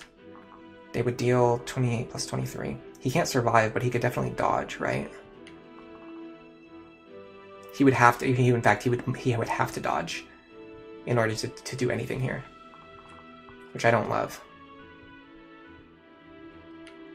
So, but this is like a good top side opener, but we have like no momentum on the bottom side. Hey Noe, thanks for stopping by. Noe spotted. Yeah, I use Noe on a lot of my thumbnails and backgrounds, especially like today. I just did this stream without any planning whatsoever. So if I have to make a thumbnail in like 5 minutes for a stream, I usually just use my default Noe picture. All right. I think for the bottom half, we have to also go for high variance. So let's do this. We have to dodge an attack anyway. So I think it's smarter to maximize our chance of dodging. Now, in theory, we could have... I don't love this. Don't love this at all. We could have Stall fight this guy as well. By backing up 1 square and pairing up with Kellum. The problem is with this opener, a lot of my units are paired up right now. And that means next turn I'm not going to have a lot of actions. I'm only going to have 4 actions available next turn because all of my units are currently paired up. You want to have your units unpaired if possible, so that you have more actions on the next turn. Let's just see how this goes. Dodge, nice. Crit, nice. Okay, we're in a really good spot right now. Dodge, that's an even better dodge. You don't normally get that dodge. That guy's very likely to hit you. You definitely don't normally get that dual strike. Okay, he goes for Maribel, that's fine though. Okay, so now we can have Robin take the fort. I would love it if I could one-shot this guy. I can't even really guarantee... Oh, he has a 0% hit on me, so I can actually guarantee a hit with the Roy's Blade. So let's do that. Get rid of this guy. Okay. Now, I don't know if Robin on the fort survives from here. We're basically just going to find that out in a second. we're gonna find that out right now. Okay, can Muriel one-shot any of these guys right now? Yes. Pretty reliably, in fact. Extremely reliably. So let's do that. Get rid of this guy. Now we need to get rid of this other Nosferatu mage. I'd like to have Lonku do it if possible. We have to get rid of this mercenary first, though. Or the Myrmidon first, which is not the way I want to do it. Can I hit this guy for 17 with Kellum, perhaps? Oh, watch out. Don't do that. Yes, I need the Vake pair up. Who's more accurate?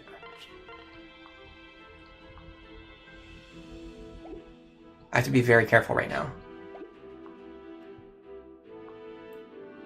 I have to make sure that my math is correct.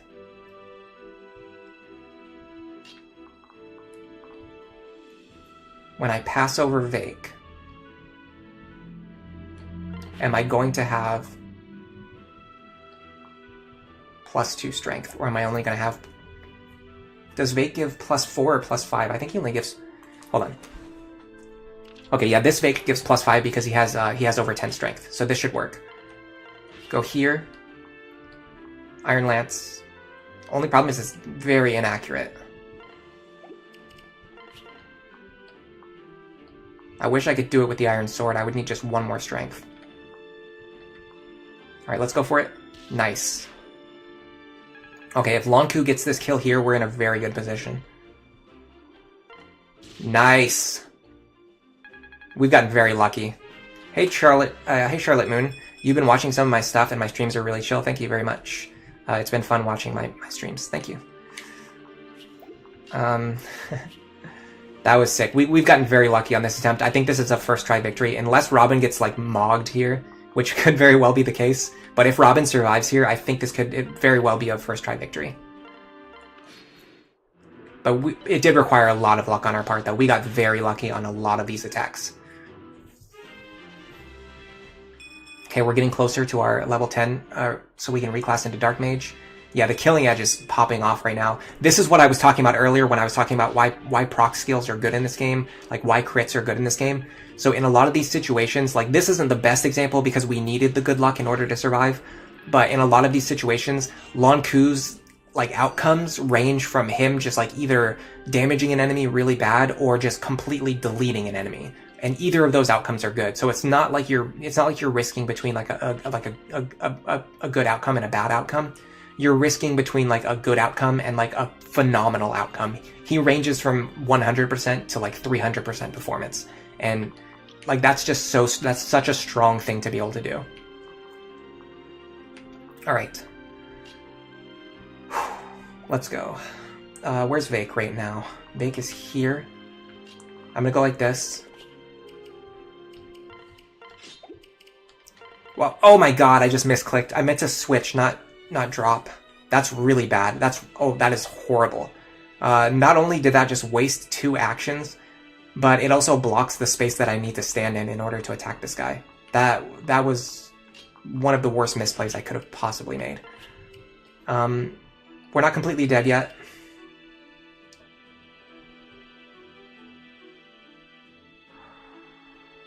I think I need to pair up with Lonku here. Okay, Elwind hits for 26. Mirabelle should have more magic though, right? Yes. So what I want to do is trade Mirabelle into the lead.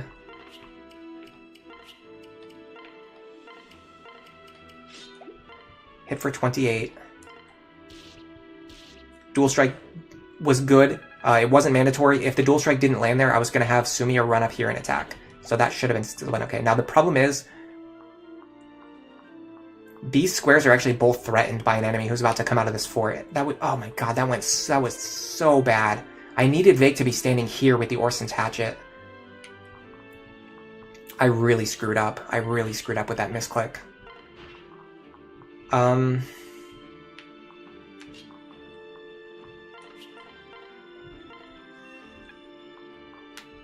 I think the enemy's going to come out. He's going to attack Stall. He might even double Stall and kill him. So I think I have to pair up Muriel. I think I have to pair up Sumiya with.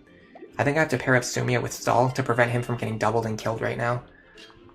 Then I want to do this on the off chance that I can get if I can bait this guy into attacking Vake with the Orson's Hatchet. All right, let's see what these matchups look like. They probably have a 0% chance to hit me. I wonder if I can have Chrom do this. If I can switch Chrom back into the lead now. 13 damage, but a pretty high chance to hit is the problem.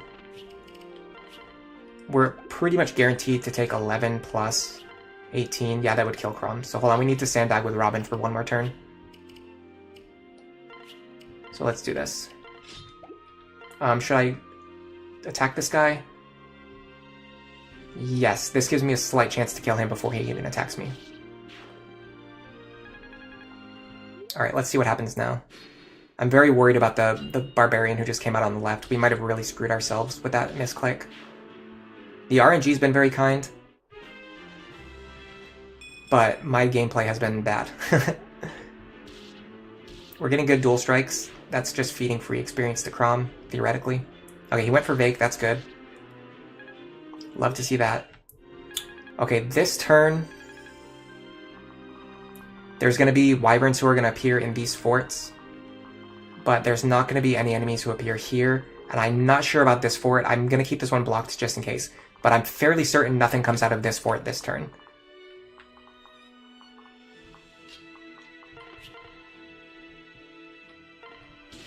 That's a really good example of why like high variance Lonku is good.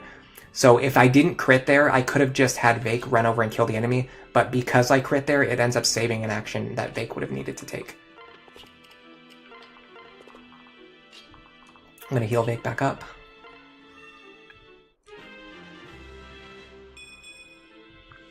Start splitting my other units. So I have a lot of actions available next turn. Okay. We're almost done with this fort. We have to block this fort for 2 more turns. Who hasn't acted yet? Just kill him. Okay, we should be fine. Yeah, the enemies don't come out of the middle forts this turn. Oh yeah, plus 10 avoid. That's a really good thing to mention. the Myrmidon class does have innately like really good evasion, but the bonus that you get from plus 10 avoid is a huge deal. It just makes it's worth more than actually plus 10 avoid, because usually you're going to be above 50%, or your enemies are going to be below 50% to hit you, and because of the 2RN system, reducing enemies from like 30% hit to like 20% hit actually makes a huge difference. It's more than a 10% increase. What is my take on Gaius? He is worse than Lonku. Yeah, you're totally right about that. 1 second though, because I do want to talk about him.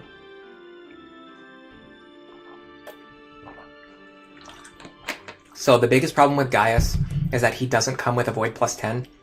Not only does he have slightly worse stats than Lonku, they're pretty similar, but he has slightly worse stats than Lonku. The bigger problem is that he doesn't have avoid plus 10, which means he's a lot more likely to get hit by attacks.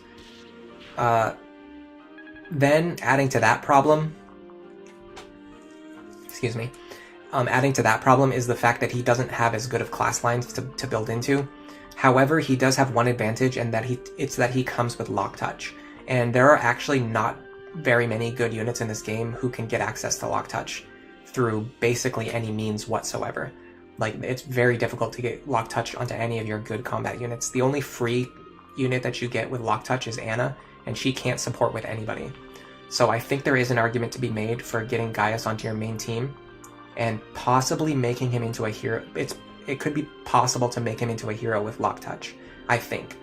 I haven't really played around with that yet. I might try to do it this run. But I have a feeling that getting him... I have a weird idea.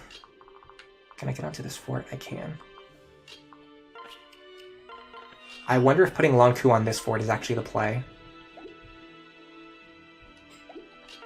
What's his avoid right now? 33? They have 103 hit. I'm going to have 33 plus 20. I'm going to have 53 avoid. Or they're going to have a 47% chance to hit me before weapon triangle advantage.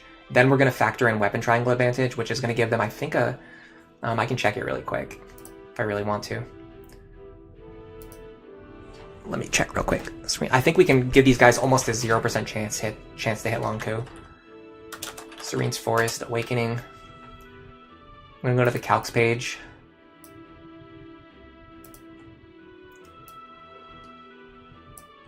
So we have...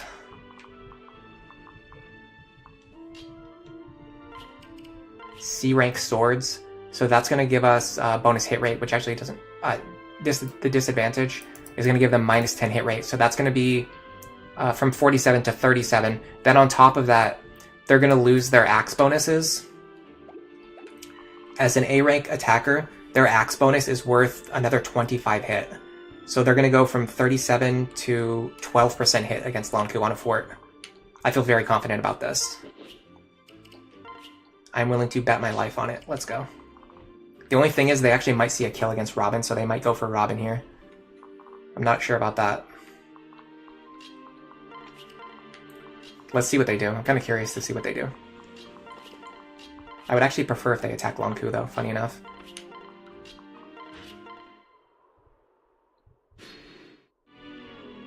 Yeah. Nice Sumia dual striking. Okay, we can actually check their hit right now. It should be, what did I say it was? 12%? It should be 12% if my math is correct. Understanding weapon triangle advantage, it's 20%. Okay, it's higher than I thought. I must have missed something, but either way, understanding weapon triangle advantage is really important in this game. Okay, we've got a lot of... Oh, I see what I just did. I made a big blunder there. I moved into range of this guy, who triggers the movement of the boss. So that actually might have been a problem. Oh, we're in trouble here. We might be okay, though. 11 sword, vulnerary. The only problem is, the boss can't reach Lonku now, so Lonku just needs to dodge a couple more attacks. I'm going to keep the bronze sword equipped. I actually don't want to kill enemies with the killing edge. We just need Lonku to dodge a couple more attacks now. I could also bait out other attackers. I could bait this guy down. With Vake, potentially. Can Vake survive against him? Oh yeah, pretty comfortably, in fact. Well, in that case, let's bait this one. So we want to go... Yeah, we want to stand right on this fort with Vake. And we'll use the Kellum pair-up, I guess. We'll use the stall pair-up, actually. The stats aren't as good, but we basically have the stats either way. With or without the pair-up. And I'm going to go Iron Axe here. Now the thing we need to be careful about is to keep our other units out of range of the flyers. Now Robin should clear a bunch of enemies this way. I got too fixated on doing the math for Lonku. Robin should clear the boss, or at least injure the boss, and break most of the enemies. Lonku's going to break his sword before killing anything. Well, then he'll just switch to the killing edge, so should be fine. I got too fixated on calculating Lonku's evasion versus these two wyverns. I kind of forgot about the one up here, where when he moves, he triggers the boss AI, which is a pretty big blunder on my part. We're also going to burn through a lot of Levin sword charges here, but I think the hype value of winning this map on the first attempt kind of outweighs any potential downsides here. So let's just see how it goes. Tricky says they normally sell the hammer. Robin's been getting pretty bad level ups, but I think it's actually because their stats are maybe close, either capped or close to capped already. Okay, 2. Yeah, we're wasting 11 sword charges here. Every time Chrom dual strikes, it actually saves us 11 sword charge. 2. Okay, so now our sword breaks. Now we're going to start attacking with the killing edge, which is a problem, because if we kill these guys, it actually opens up space for more guys to attack us. Okay, Vake is fine. Lonku, you're good. Nice. Okay, I think Lonku's okay. Gaming out of his mind right now. Wow. Pretty sick. Pretty sick. If you like dodge tanking, this is the... If you like Myrmidons, if you like dodge tanking, if you like critting, this is the stream to watch. I am the only FE tuber who's going to rely on like stupid like dodging and critting strategies instead of trying to go with 100% reliable strats. Okay. That was pretty awesome. We can definitely guarantee a kill here, but we have to make sure that we get rid of this guy too, because otherwise he's going to fly over and kill Muriel. Unless maybe she can survive, right? 28. What does he do? 28? 28 minus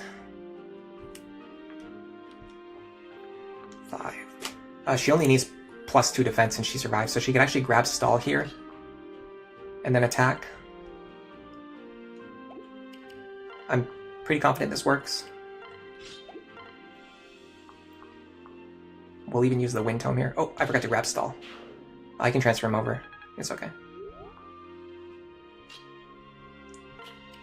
Transfer stall over. Wait. Gonna pair up with Kellum now for some extra defense.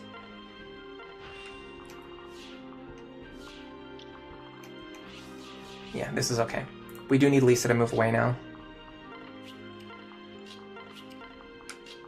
Okay. Now, should we have Lonku be proactive or just wait?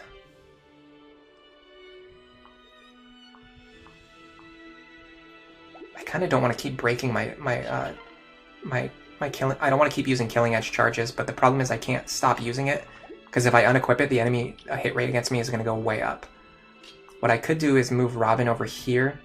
This could potentially bait enemies into attacking Robin instead. In fact, what about Chrom? I feel like they would prefer to attack Chrom over Lonku because they basically can't hit Lonku. Alright, we're going to try this, see how it looks, see what they do. They still like attacking Lonku. What about this guy? This one goes for Muriel. She survives on 2, just like we said. Yeah, we need Chrom to get some fights, but we just can't because, yeah, Lonku's just murdering everything. This guy's just going crazy. I want to train Chrom, but I can't because Lonku keeps killing everything. This is fine, though. This is actually fine. We can train Chrom against Insumia against the group to the north. Should I let Vake pick up this kill? If he misses, Muriel picks it up. There you go. He earned that kill. Is this Chrom's time? I hope so. Is Robin capped? They might be, honestly. No, they're actually not capped in any of their stats yet. I thought they were, but they're not even capped on any yet. We did waste a lot of killing edge charges there, I will say. We used way more than we needed to. We used more Levin Sword charges than we needed to. However, this means we're going to have a stronger Lonku going into the next map. The thing we need to do now is find a way to train Sumiya and Chrom as much as possible with these last couple enemies. Although we can't get Archer Chrom because we already used our second seal on Robin. So getting Chrom to level 10 isn't really a high priority. I think getting levels and experience onto Sumiya is the highest priority right now. We can also give the hand axe to Vake so he stops wasting Levin Sword charges. First, let's start moving everybody up here. As slowly as possible. Because I'm really bad at optimizing movement. Hey, oh, Charlotte, hey, Dense Cabbage. Thanks for stopping by. My Chrom is currently +1 HP, +1 strength, +1 magic, -1 skill. He's still -2 speed. That's frustrating. He's been -2 speed the entire run. He cannot catch back up. Alright, so let's think about how we're going to bait these enemies one at a time. So you can definitely bait this guy. No, you have to bait this guy first. So we're going to bait this guy first. So let's go like this. Javelin. Yeah, this is safe. So we're going to go over here. The good thing is, too, if you don't kill him, you can just fly away from him. I'm actually going to go here and fight him from this position. So these enemies only get pulled one at a time. They don't have linked AI. A dual strike helps. Okay, now Sumiya can pick up a kill here. I don't waste the javelin charge, though. Bronze Lance kill. Pulling enemies on enemy phase, enemies with Nosferatu, if you pull them over and fight them on enemy phase, it tends to be very efficient because they hit you with Nosferatu before you damage them, so they don't get any healing from it, and then you damage them and take them back down to like half health. I'm gonna give him the Thunder Tome just in case he needs to make like an emergency attack. I don't think that's gonna be the case here. I think we're pretty much done with this map. We're just feeding a couple of kills to Sumiya. Okay, next I want to bait this guy out. So let me go up here to do that. This is a really good way to train Sumiya and Robin. You can basically do this on any game mode, any difficulty. These last three enemies you can give to any combination of like Sumiya, Robin, or any unit that you want. You can have Sumiya pull them over here, clear this one, and then fly up here, and then clear this guy, and then fly down here and kill this guy. So this strategy is pretty much universal. It works to train any units that you want. Okay, Sumiya cannot take a hit from this guy. Robin, Chrom can. Does he double without her pair up? No way. Not with his dumpster speed. But we can do this. I'm going to unpair so I can fly away next turn if I need to. Dual guards. We got a lot of dual guards this chapter. Did anyone notice that? We got a ton of dual guards. Okay.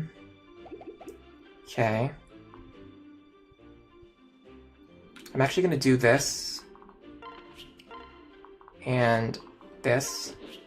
No, hold on. This guy can't get behind Chrom, can he? 1, 2, 3, 4, 5. No, he can't. I can stand behind Chrom. Like this. Nice. Nice dual strike. That's free experience right there. We just generated free experience, baby. Oh, yeah. Alright. Then we get to kill the Sumiya. Then we're also going to do kind of the same thing here. We're going to chip this guy down and then give the kill to Sumiya. Before we do that, actually, let's go collect all the shiny spots with Sumiya as well.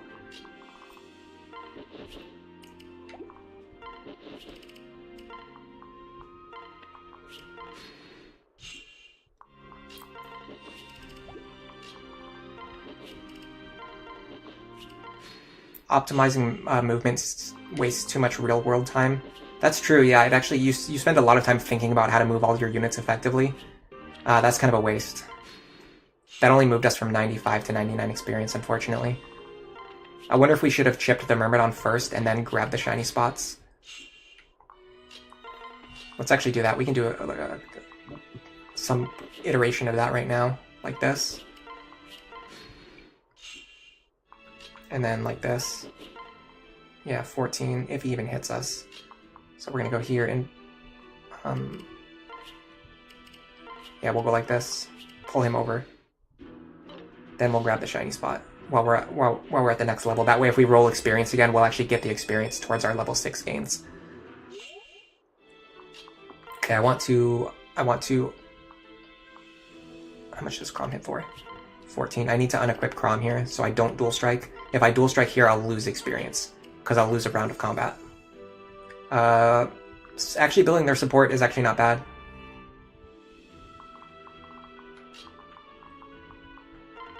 Just reminded me I also want to build the Robin and Sumiya support as well, just because they're good units to fight together. Okay, so we're not going to kill this guy. Oh, actually, we got Solidarity now, so we technically could crit. Slight misplay there. Yeah, Solidarity gives us a crit chance.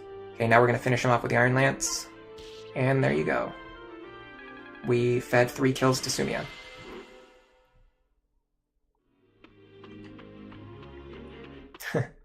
I like the way the units run around with no feet. Okay, so right now I feel very, very confident in the no Frederick run, because we made it past Chapter 5 without Frederick. In my opinion, that means we can beat the entire game without Frederick. If you can get past Chapter 5 on any run, you can beat that run. So I feel very, very confident about this run now. I'm very certain that we can win. My level 6 Sumiya is the same as your level 8 my Chapter 6 Sumiya is the same level as your Chapter 8 Sumiya. That doesn't surprise me. I'm really good at training Sumiya. It's one of the things that I've kind of perfected, because she's kind of a pain to train, but she is worth the effort of training. So I put a lot of thought into how I usually train my Sumiya, and I have I just have like an idea of how I normally do it every single attempt. By the way, the monthly goal thing is broken. We're definitely above 900 subs right now. We got it yesterday. I forgot to mention it until the very end of the stream. It's pretty hype. Yeah, Chapter 6, you just started training Sumiya. You got her 3 levels in Chapter 3. Charlotte Mon says, they love Sumiya and also congrats on 900. Thank you. I actually don't know what we're at right now. We were at 900 yesterday. We could be a little higher. I'm trying to get to 1,000 before the end of this month. In my opinion, that's like the only number that really matters on YouTube. If you can get to 1,000 subs, you're like officially like a real YouTube channel. Like YouTube will actually promote your content and stuff, which right now they don't really do that. I have to promote my own content. I have to like go to Reddit and like go to Discord and like tell people to come watch the stream. YouTube doesn't really recommend it to very many people yet. All right, we're done with Rickon. We can actually have him hold this tome just so it doesn't accidentally get stacked later on. We need probably another heal staff, although I'm not sure if we actually do, because we can just do this. Oh, by the way, we never took the rescue staff out of the convoy, so if we needed it last attempt, we would not have even had it for use. All right, I'm gonna do Chapter 6 now as well, because I'm really having a lot of fun with this run. I want to keep playing. Let me just manage my inventory before I do that. I want to give the hand axe to Vake. I don't want to restock the Orson's hatchet yet. I'm gonna keep using the one with the lower number of charges for now. I'm gonna keep the backup in the inventory for now. I mean, you did actually find me by YouTube recommendations, but you've been watching a lot of Fire Emblem content, so that makes sense. Yeah. Chapter 6 is definitely equal or possibly even harder than Chapter 5. You're right about that, BM. However, I do think if you can beat Chapter 5, then you can beat Chapter... I've never gotten soft locked on Chapter 6. It can be very difficult. It can be very hard to figure out, but I don't think it's ever impossible to beat. Like, if you've gotten past Chapter 5, you're pretty set. Man, our Vic is looking really good, by the way. He's so ready to promote into hero, and he's going to be very good once he gets to hero. You had a much harder time in Chapter 6 compared to 5, but you don't trust the thieves. There is thief AI that we're going to exploit. So thieves, if they have a target in their range that they can attack, they always prefer to attack instead of opening doors. So as long as we keep a unit within range of the thieves, they will never open the door. If they never open the door, then Emerin is really never in any danger. I do agree that not having Frederick to choke point the middle corridor is going to cause problems. However, I'm thinking that Robin Kellum might be able to bail us out here, because remember, we have plus defense Robin here. With Kellum's parap, we're going to have 20 defense on our Robin, on top of the fact that we have insane avoid as a Myrmidon. I think we can have Robin just like choke point the middle corridor. Let's see how it looks. I don't think we're going to beat this one first attempt, but I mean, who knows? I didn't think we were going to beat the last one first attempt either. This run is like really picked up, like in a way that I did not expect. All right, we're definitely not using Rickon. I guess I'm not actually sure who I'd rather use between Lisa and Virion. I think having an extra staff user is usually good, but then we'd have to go buy a heal staff. I'm going to leave the last slot empty for now, and I will fill it later with a unit if I find that I have something that I need, like a role that I need an extra character for. So we've got a couple of options. One of the options is to have Robin start on the right-hand side and just clear out a ton of these enemies on enemy phase. That way we don't have too much pressure coming in from the right. If we do that, however, we need somebody who's capable of blocking the middle. Additionally, because we don't have Archer Crom, we can't use the Archer Crom opener where you shoot over this wall. Typically, I have Archer Crom stand here and shoot over this wall on turn 1. I can't do that. I would have to give them the Levin Sword, but if they have the Levin Sword, that means that Robin doesn't have it. Not only that, but our Levin Sword actually doesn't have very many charges. So there's a lot of reasons why we're in a lot of trouble right now. I could do Vake over here, Orson's Hatchet this guy, and then Orson's Hatchet this guy. That could potentially work. I would need a good pair-up partner for him, though. I could just pair him up with Crom, actually. I'm gonna experiment with that. I'm gonna experiment with the Robin opener of Vake. Robin right, Vake left. I'm gonna experiment with this opener and see how it looks. I'm gonna put Stall over here with Muriel. And I'll put Sumia over here.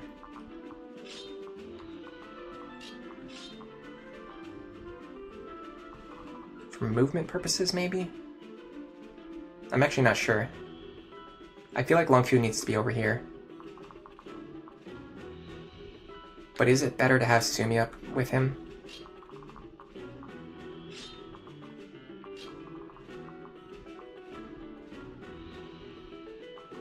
Let's go with this for now. This is going to be a test run. I just want to see how the enemy AI will behave.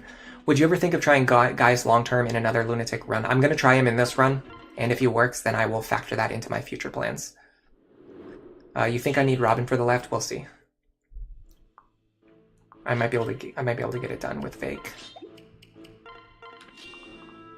So I'm gonna have Vake shoot over the wall with the Orson's Hatchet. We got 2 chances to dual strike. We got it.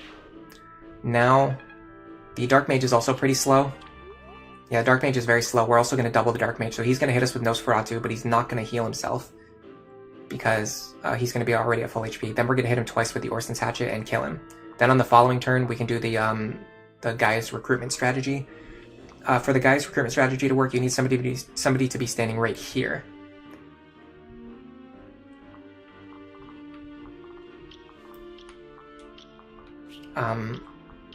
Okay, I'm seeing something that we can do with Muriel potentially, but we can't do it this time because we didn't open with the right units. I think this guy will kill her, right? 28. -5, yeah. So what we would need Stall over here in place of Sumia, and we can have Muriel go over here and attack this guy on player phase. Instead, I'm going to use Long Ku. Should I pair him up with anybody? Or should I just have him attack Ra? The Thief is the only one who reaches him, right? Yes. What does she deal? 14. And he deals 15. Okay, so having Muriel attack first doesn't change anything. So I'm going to do this. Fish for crits. Then I'm going to have Muriel run over and pick up the kill. This leaves them unpaired, which is good because it means I'll have 2 actions available next turn. Okay, you wrote him off. You wrote Gaius off because he is in between Lonku and Donal. He's like 10 combat away from Lonku compared to Donal, and also he's not getting doubled by everything like Donal. You usually have Crom left, Robin middle, Fred right. Yeah, it's usually like any 3 combination of those units in any of the 3 directions will work to some extent. Oh, I should have put Stall over here. This might not work. I needed Robin to move further down here. I needed Robin to move Can I get into this guy's range? I can. Okay, well this might work then. Alright, let's do the Kellum pair up to just like crank our defense to unbelievable levels. We got 21 defense now. Then we're just going to start shredding through these guys with the Levin Sword. I can also potentially have Stall pull one enemy away. Although I don't think that's a good idea. I think just having Robin shred through them is better. So let's do this. Let's start moving Stall and Maribel to the middle to help out in the middle. If you can't get enough units into the middle, what you can do is put like a horse unit on the right-hand side and then have them run over. Yeah. So that's the Nosferatu counter strategy. We're going to see about killing these guys. Oh my god, they're doing no damage to Robin. That is sick. And we're going to pull this other mage away as well. That's important. Nice Kellum. Nice dual strike. So this is the power of Levin Sword Robin. And this, the Myrmidon path that we used is giving us an extra 10 avoid, which is like causing us to dodge a lot of attacks. So like you've got the extra bulk that you need from plus defense and from the Kellum pair up, but then you also have like layers of evasion from the Myrmidon class line. It just makes Robin like even more unkillable. Although I still think the hero is probably the better combat class, but it's really cool that this path has like merit. There's actual like legitimate reasons to use this path, which I'm very happy with. Can Kellum fight this guy? No pair up.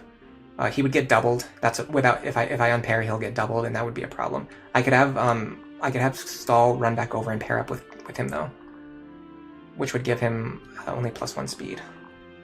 So he would have 6 speed. 6 versus 11, he still gets doubled.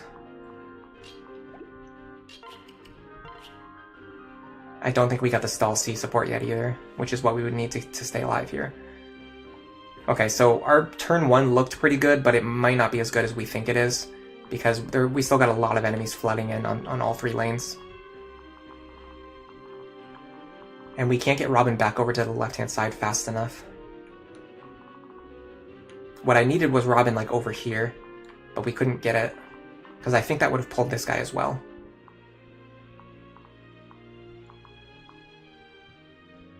And Lonku can't really hold this position because it's not reliable enough to have him dodging attacks. So what we really need is to get Robin back over here now, but we can't because they're too far away.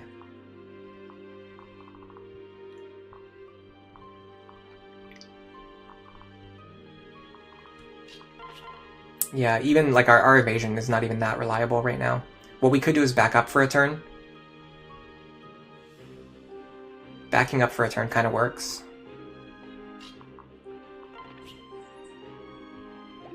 Oh, you need Crom to be unpaired for this to work. I messed this up. What I needed was Crom over here and then Vake here, but then Vake wouldn't be doubling those guys, so that wouldn't have gone as well. So yeah, this strategy might not work. Because you need Crom to be unpaired to do what I want to do.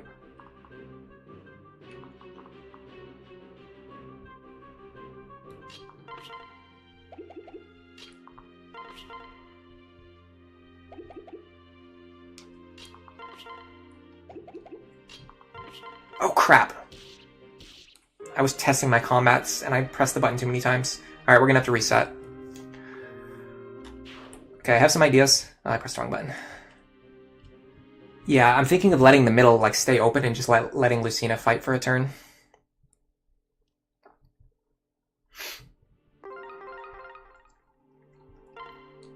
I want to do like a modified version of that opener. So what I want to do is have Stall over here.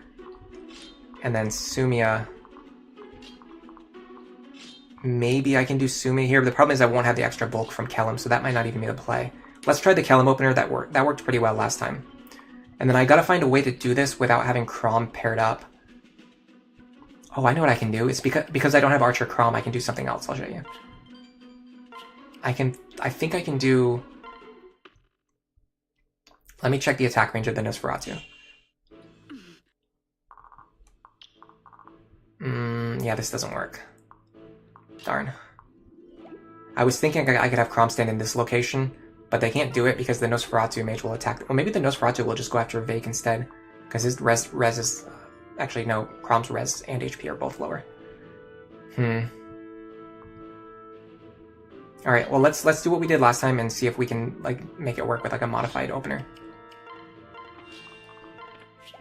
So we're gonna go like this again. We just need one dual strike. We did get it. Nosferatu's not that accurate either, so there's like a chance for Nosferatu to just miss. Okay, so now we're gonna do this. With this opener, it actually is worth it to have Muriel attack first, because we could potentially dual strike here.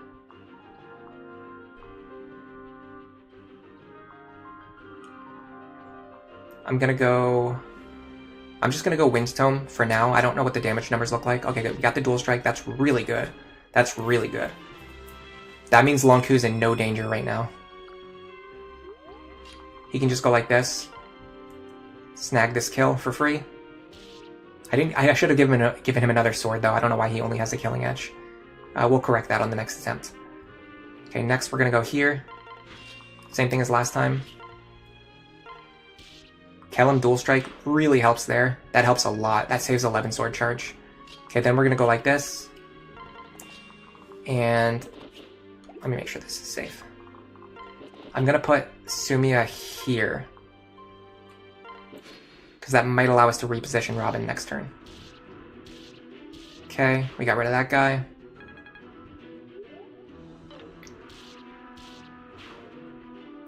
Things are looking okay. We want Kellum dual strikes. Ooh. Okay, keep that in mind. If we can boost Kellum's damage by 1, we can save 11 sword charges with dual strikes. That's important information. What really sucks is we kind of want a couple of second seals, and we only have access to 1 right now. These dual strikes are helping, though. Yeah, I'm still intentionally deploying 1 less unit. I'm leaving that slot open so that I can figure out what I need it for later. And then put a character in that spot, depending on what I need. That's the theory anyway. I don't know if it'll actually work out. Okay, we can actually reach Sumia now, I believe. Yes. So yeah, so like move. I refind the opener so I can do this now. I can move Robin over to the middle by using Sumia.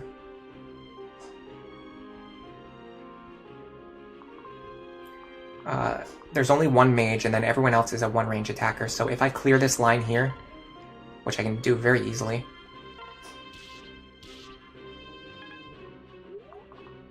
I really wish I had a less valuable sword for Lonku to use. Oh, what I can do is use Pan. Should I heal him? Yeah, I've got nobody else to heal this turn. So I'm gonna go like this. Beast Stone. Then Robin moves into the middle. I think we're fine. I think we just cleared the map with 1 less unit. Man, I gotta tell you something. I was worried about this Frederick-less gameplay thing, but now that we're here, I kind of feel like this is actually easier. I think I'm having an easier time than I normally have with Frederick, because I have so many units that are trained. I have a strong Lonku, I have a strong Muriel, I have a strong Stall, I have a strong Robin, like, I have a strong Vake, I have a strong Crom, like, all of my units are strong right now. So my only concern now is this guy right here. I think I can leave Gaius as a red unit for 1 more turn. I've never done this before. Oh wow, this is really interesting. I've never done this before. Look at this. I can just leave Gaius as a red unit for 1 more turn. I've never even thought of doing this before. And then you run up and recruit him now. And there's so much less pressure. There's so much less of a rush to like recruit him instantly. This is really interesting. I can't believe I've never done this before. Yeah, I can grab a sword from Stall. That's a good idea. I'll do it on the next turn when I need to. Okay. Now I have to send Robin back to the right to block these guys. And then I think Stall in the middle actually makes the most sense. Because Stall will never kill this fighter, which means the Thief will never get a chance to attack him. Oh, no, the problem is the Thief will double and kill him, probably. What about Vake in the middle? I'm not sure. I need to also start chipping away at the guys on the left-hand side, so let me think. I have a couple of things I have to figure out. This is, like, guaranteed, so let's do this first. Now we pair up. Is there any way to make Gaius work? 8 damage. He can't get into a position to kill anything right now. Actually, I can do this.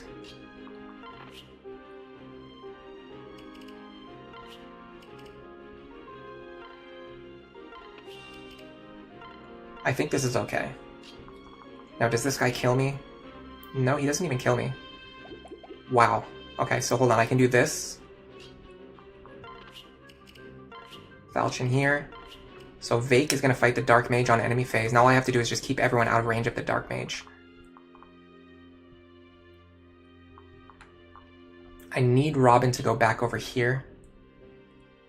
I would really like to trade Robin over using Sumia, but I think if I do that, then I don't think I can guarantee the kills on these Cavaliers. And then they're going to run around and they're going to kill Sumia. Right? So let's see. I definitely double them. I deal 25. It's going to be less than 25 damage though. But let's just see. Best case scenario. 25 minus 7 would be 18. 18 times 2 would be 36. I would just barely kill them. But I'm going to lose weapon triangle bonuses from my sword.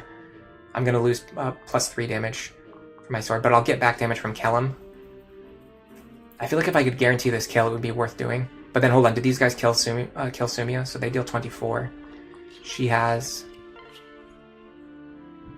Excuse me. She has 23 HP. She'd actually survive.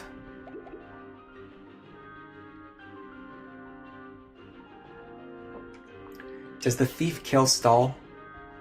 He has 24 HP, 9 defense. 21 minus 9 is 12. 12 times 2 would kill him, yeah. Okay, I can't use Stall to block this lane. I think I have to use Pan, maybe? Problem is, if she kills the fighter, she's going to be in trouble. A lot of trouble.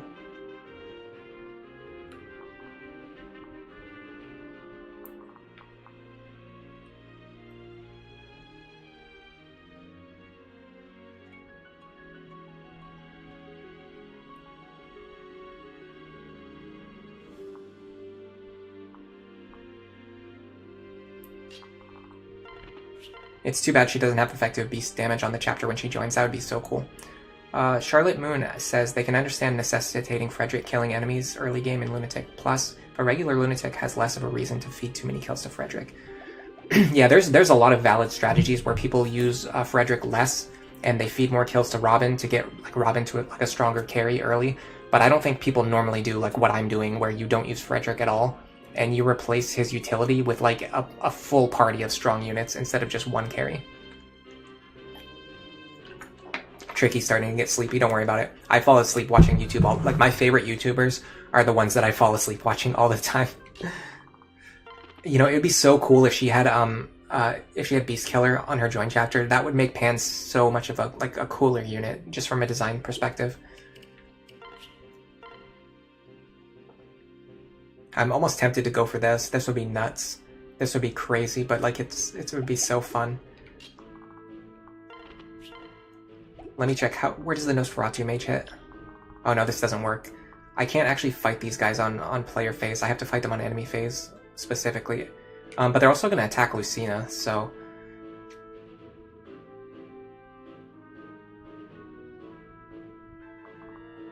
What does the matchup look like? Honestly, I could just do this right here and just put Robin here. And I think this like kind of works. The problem is this Lucina's going to kill this guy and she's going to steal my Iron Lance, which I really hate when she does that. She does it all the time and I know she's going to do it again. The problem, if I try to bait them in with Sumia, the problem is that I might accidentally kill them. If I accidentally kill them, then she's going to get attacked multiple times and then she's going to die. Right? That would be the issue with using Lucina here. She takes 6, 24. She takes 18 damage. So there's no way she can fight two of them safely. She deals 17 times 2. She's going to deal 20 damage. And then Robin's going to deal 13. I actually think they stay alive on 1 HP unless Robin dual strikes twice. This is not a good play. This is not a good play, but I'm going to do this. Because if it works, Sumia will get a lot more experience and a lot better combat outcomes. And in my opinion, it's worth going for that. Okay, can Sumia kill this guy? She would need a dual strike, but she has a chance to kill this guy. Or Muriel, sorry.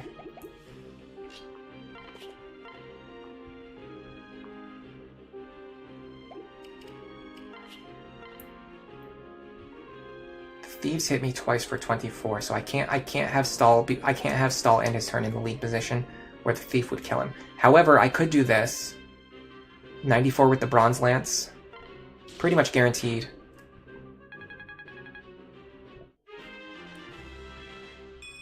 Then I send either Lonku or Pan in front. I want to make sure that I don't kill this guy by accident, so I'm going to unequip Lonku. Yes, this works. So what's going to happen is Pan is going to fight one enemy on enemy phase, but she can never kill that enemy, so the second one will never be able to attack her. So she only has to fight one enemy this turn, no matter what happens. So Sumia is at the most risk here, specifically if she gets a lot of dual strikes or if she crits or something. If she kills enemies here, then she's going to end up kind of screwing herself over. I'm going to make sure I get Kellum out of here too. Don't forget to do that. Okay, so the last thing we need to do is just unpair Gaius, so we have him available next turn. Alright, let's see how this goes. Dodge was not mandatory. The dual strike helps a lot. We got a free Wind Tome. Okay, we hit twice for 13. That's fine. They do go for Lucina first, which means she's going to steal my Iron Lance. She always steals my Iron Lance, and she's stealing 2 kills worth of experience. God, I hate Lucina so much. I want to go back to Lunatic. Can I please go back to Lunatic Plus, where they just kill her immediately? She's so annoying. This is one of my least favorite green units. Even worse than the green units who just like immediately run into enemies and get themselves killed. Like, units like this who steal your items and experience are even worse. It messes up your routing too.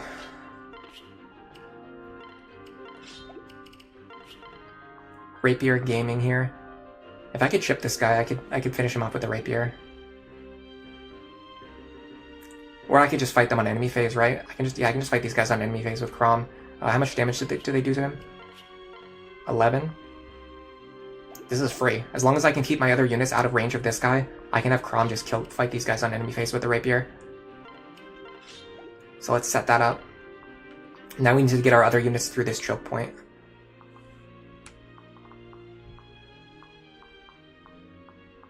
Okay, we need to make sure if Muriel stays in that position, we need to make sure she can survive a round of combat against this guy. She can easily, in fact. We got tanking Muriel over here. I wonder if it's better to use somebody else, though. I'm not sure. I'll go with Muriel for now. I wish I could get access to the convoy, though.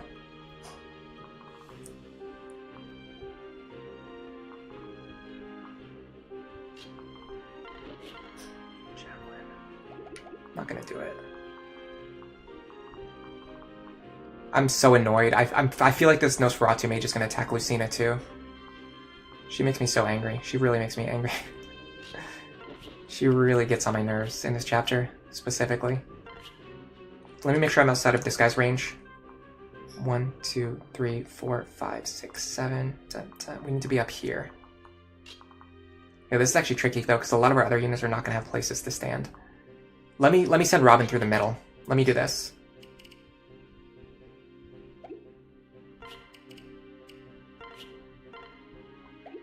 We're gonna grab the sword from Stall. Thank you, Tricky, for telling me about to do that. Saving Killing Edge charges here. Now, technically, Lonku could just block this thief if we need him to, if it comes to like the worst case scenario. Stall actually survives against the thieves now. That's weird. He wasn't still surviving against them before. What about Muriel? Probably not. Yeah, not Muriel. They're just too fast for her.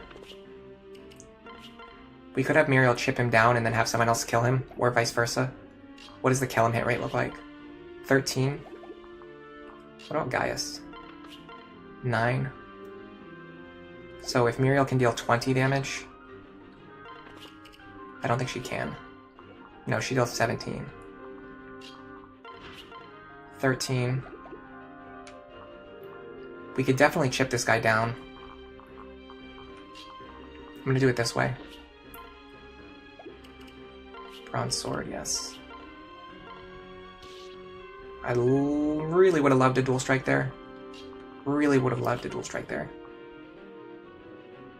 Okay, I'll use Muriel. I can also have her go here, because she survives a round of combat against this. Oh, I don't know. He's got a Silver Axe. 32. 32 minus 8. She won't survive that. She'll take 24. She dies even if she's on full. So we gotta be careful of this guy. We could possibly put someone else here, though. Although we've kind of used up all of our other units. Gaius, maybe? 32 minus... Oh, no, 32 minus... Well, it would be 31 minus 5. Would still kill him, though. What about 31 minus 10? He'd survive on 1, I think. I think we can get Gaius to stand here and survive on 1. With a Kellum pair up. But we have to get rid of this guy first. That's a bigger issue. So let's go like this. We need a dual... We want a dual strike here. We don't need it. We didn't get it. So in that case, we need Gaius to do this instead. Let's pair Kellum up with him. Get him out of the way. Can I get a bronze sword? Pretty sure I can.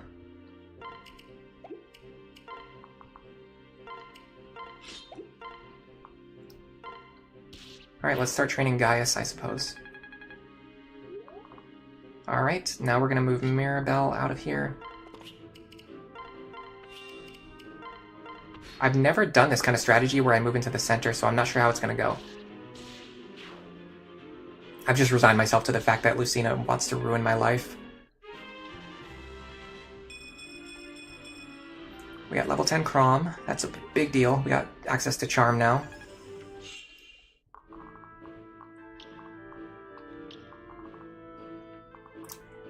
What really annoys me is that she one-rounds them. If she didn't one-round them, it wouldn't be as big of a deal. The fact that she... Like, why did they balance it that way? Why would they make it so that she one-rounds them? That's like, atrocious, like, bad decision-making. Like, that is such a bad decision for how to, like, balance it. Because it essentially means that she always steals your kills. There's no way to prevent her from stealing your kills. Except playing on Lunatic Plus.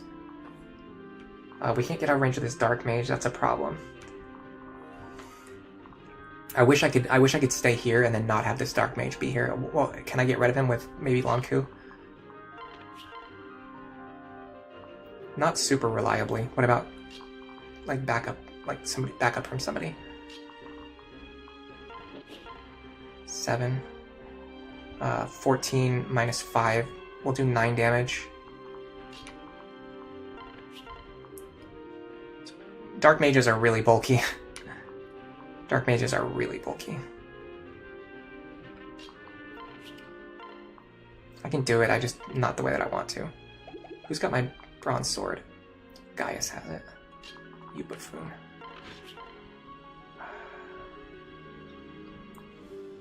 Can I get him down to like 24 HP? Let's try this.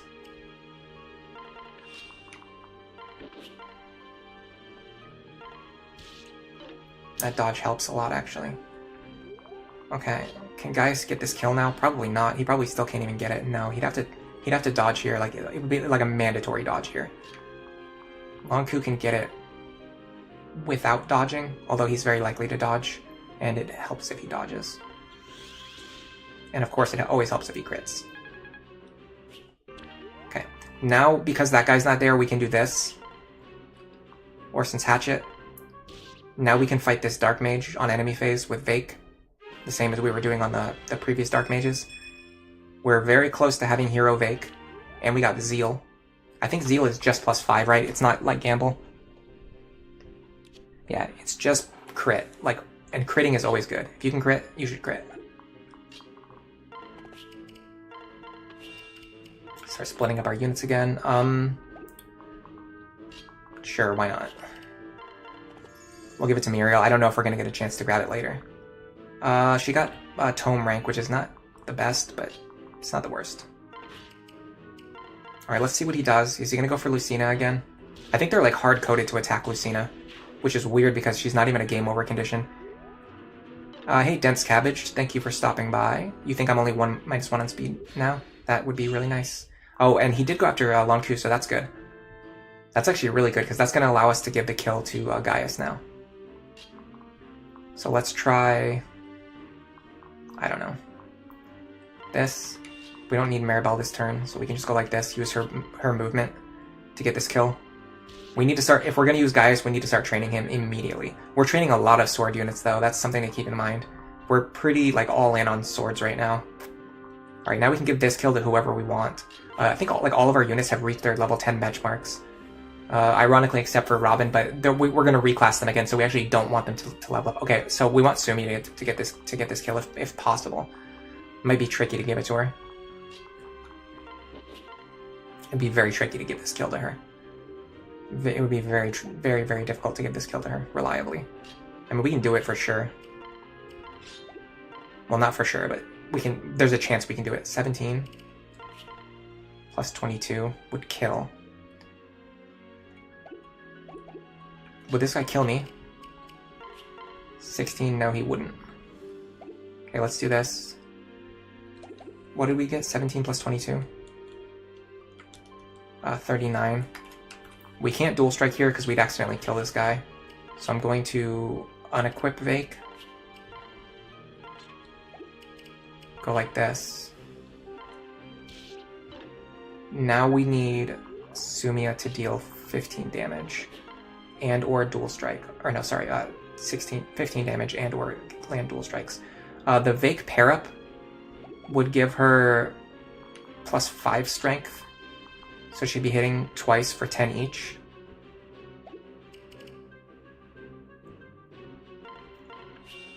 We can also re-equip Vake now.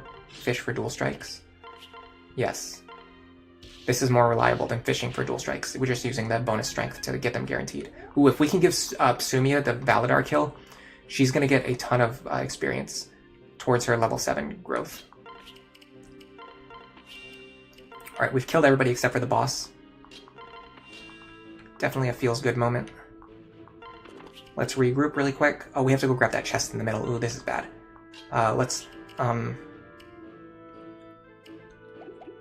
We can split these two up right now.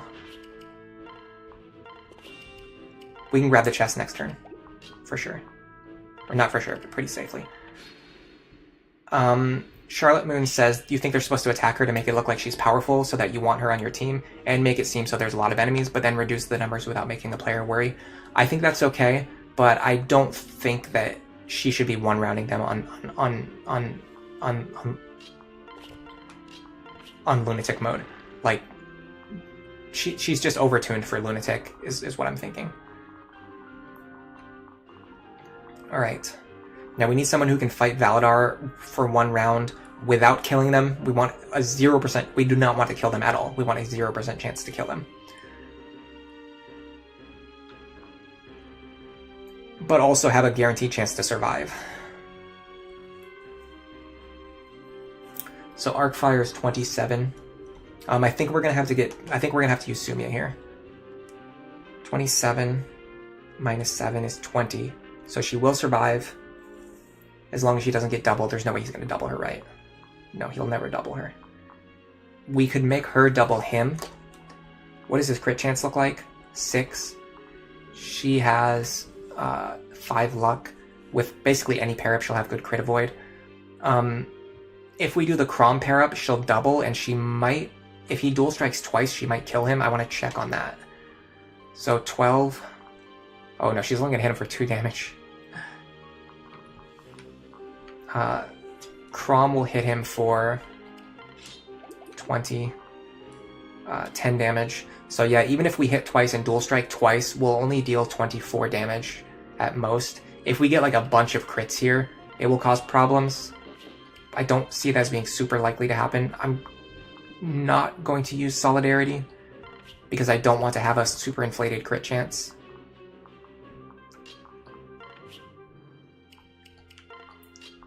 And then I'm going to get my other units ready in position to potentially pile onto him and secure the kill if I get like in a really bad like danger next turn. I'm a little worried guys won't be able to reach this. Okay, he will be able to with the Maribel pair up. I messed up their positioning last turn though. That could have cost me that item. Okay, this should be guaranteed. I'll check the combat forecast afterwards. Yeah, that's exactly what I think that was the most damage I could possibly do, unless we have crit chances, which I'm going to check now. you agree that it's not good, but you can see what they're trying to go for from a developer's perspective. Yeah, it's always useful to think about that kind of stuff. Okay, so we did have a 10% crit chance there, so we could have potentially killed him, especially if we landed a bunch of crits, but I'm not sure.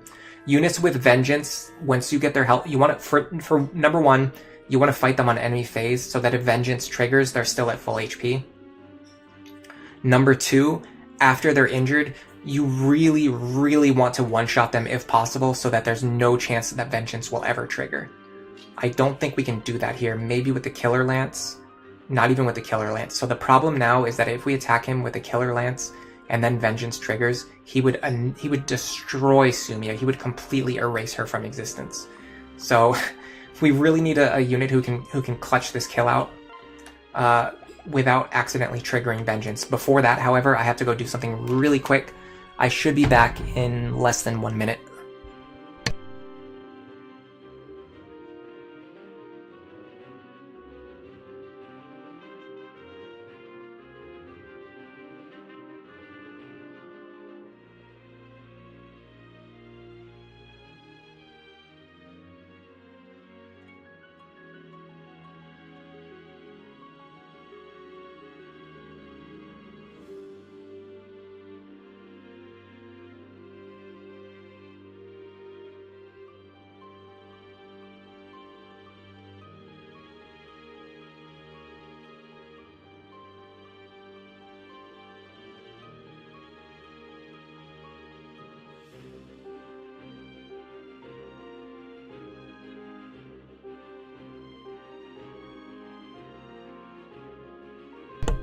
Okay, funny story. When I was trying to stand up, I almost dropped my controller on the ground.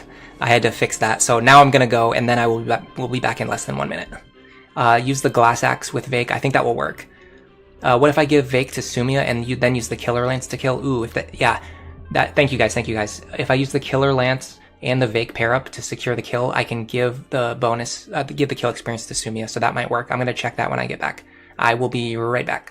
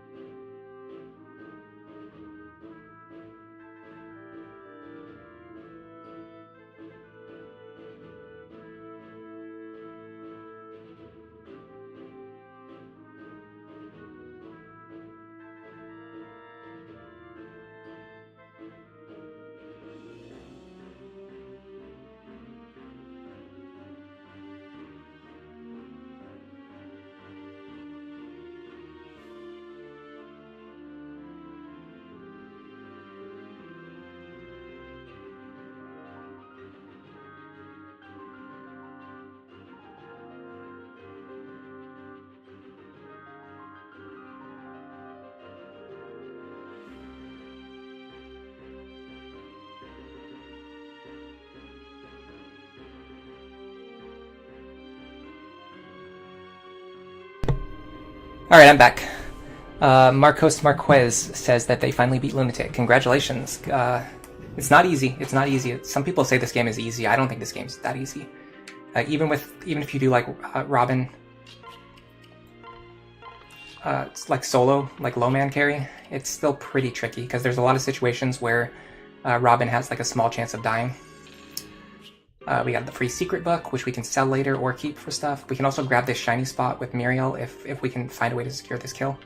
By the way, this is why taking breaks is actually sometimes good, because that gave like the people watching the stream time to look at the situation and find a way to get the kill here, which is really good because it's going to allow us to get the kill to Sumia. Okay, so the Killer Lance has 5 less. Actually, I don't think this is going to work because we're getting +1 from Crom, and then we're going to get +5 from Vake. That means our damage is only going to go up by 4 points. And if our damage only goes up by 4 points, we're only going to be dealing 16 damage. So unfortunately, I think we're 1 short, even with the Vake pair up.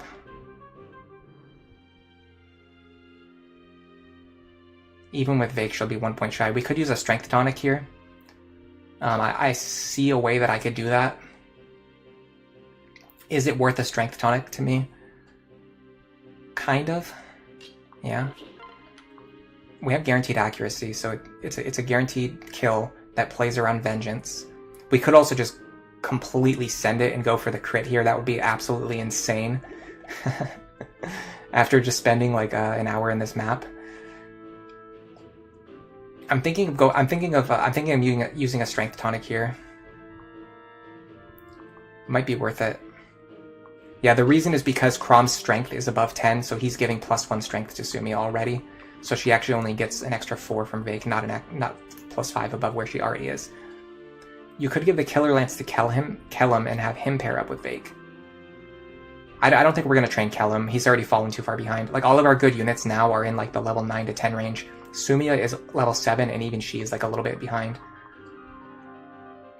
I'm going to give the shiny spot to Muriel, and I'm going to do the Strength Tonic strategy. This is a waste of money. Ooh, 29 experience. This is a waste of money, but I'm going to do it anyway. So I'm going to go like this. I'm going to grab the Strength Tonic from the convoy. I'm going to trade it to... Oh no, I can't do that, because if she uses the Strength Tonic, she can't attack in the same turn. Why am I so stupid? I thought I was so smart for figuring this out. I was actually dumb.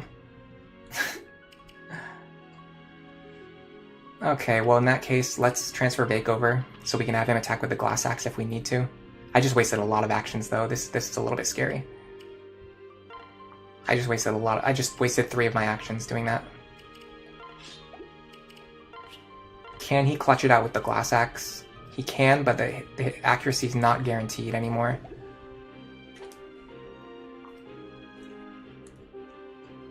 I think I can do it this way. Actually, Longku's better. I think I can guarantee the kill with Longku. But even other than that though, if I put Longku next to Vake, it's going to boost his accuracy by a lot. Like this. Glass Axe. I actually don't think it worked. It didn't put us right up. Hold on. I have 1, 2, 3. So maybe one more person next to Vake will boost his accuracy to 98. Yeah, that's it. No, it's not. Okay, well, you know what? It's either 93% chance to hit or 30% chance to crit. And I think the higher chance to hit is better. So we're gonna go Vake here. We're planning to promote Vake directly into Hero, and that means that any levels above 10 on Vake are basically free.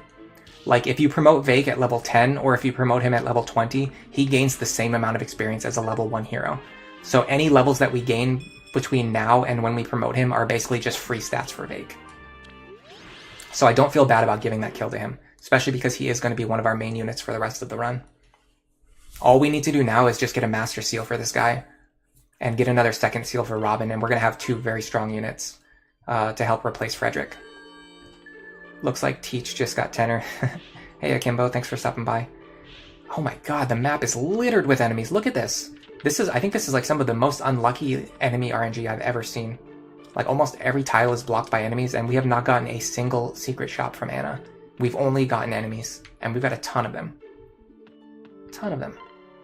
Alright, let's check our barracks. Maybe we'll get something good finally. Nope. I mean, this is better than nothing, I suppose. Vake will surpass Robin by the end of the game. I don't think so. I really don't.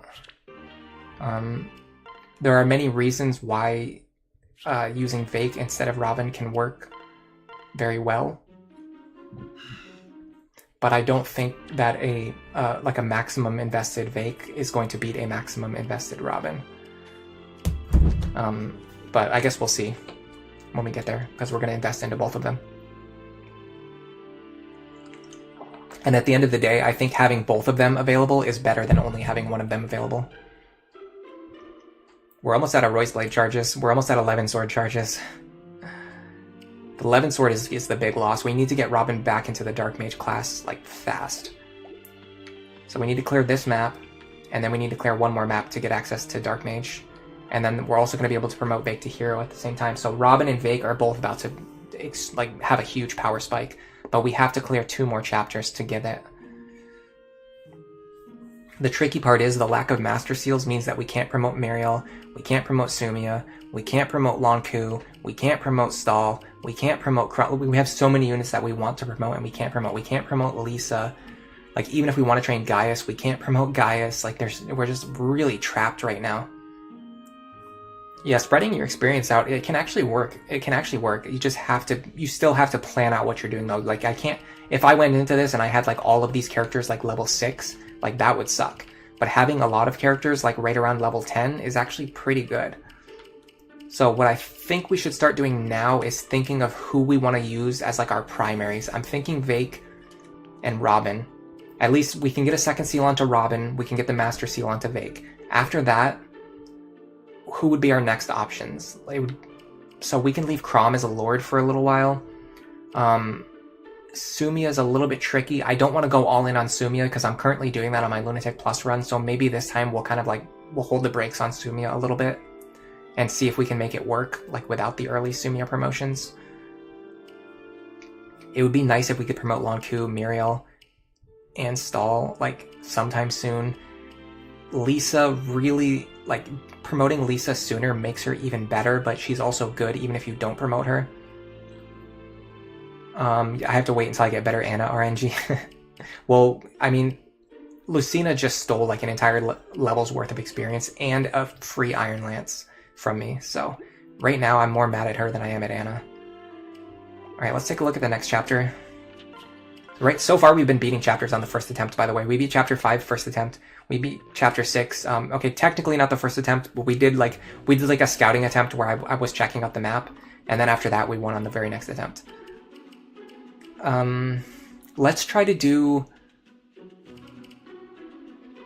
We're doing Vake with Lisa, so maybe we can do Lonku with Cordelia. The only problem is they both already have high speed. Well, actually, not really. Cordelia's speed's not that high, so maybe the Vake pair will help. Lonku pair will help her get some extra speed that she would want. The problem is what he really wants is defense and strength, and he doesn't get that from Cordelia.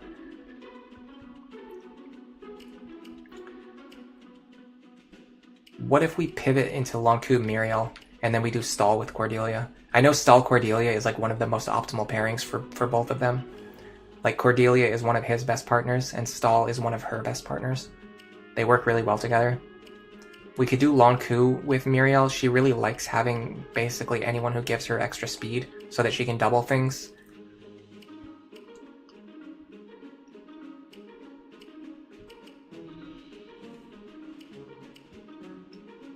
This is definitely a map to take like Riken or Virion off the bench. But I have to train Gaius. I have to train Gaius. It's non-negotiable. One of my goals for this run is to test out this Gaius build and see if it works or not. So we have to do it. Lonku with Sully. We haven't trained Sully enough. So the problem is right now we have too many male units and not enough female units. Especially because I'm planning on benching Pan immediately. Let's think about who we're going to bring to this map.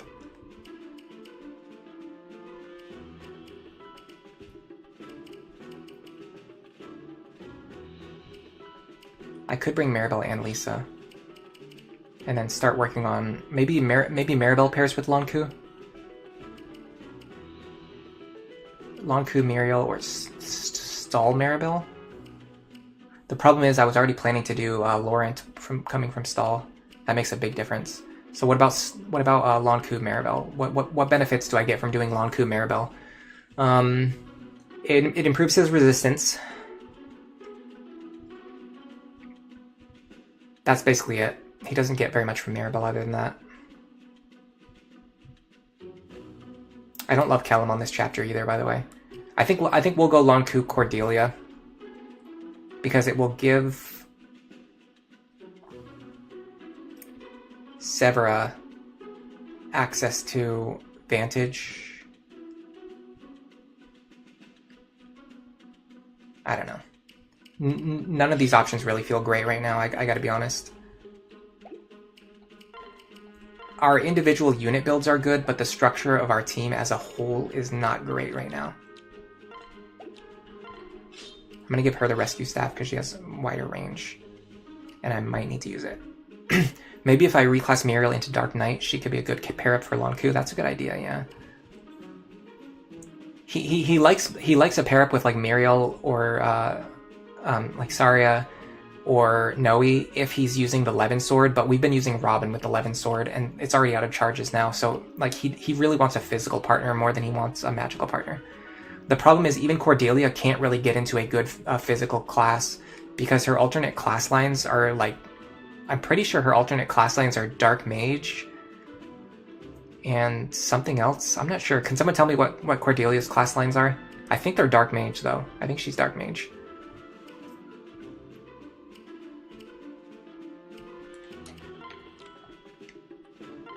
And Mercenary. Okay. Oh, well, hold on. If I can get her into Mercenary, she's a good pair up for Lonku. Okay, so we'll do Cordelia with Lonku then.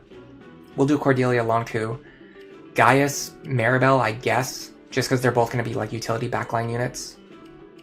And even if not, we can pivot away from it later. Robin, we're still working on getting them. They need a sword of some kind. Yeah, I don't have enough swords because I'm using all sword units now. Let's go back to the shop. I need to buy a sword for Robin. Something they can spam cheap.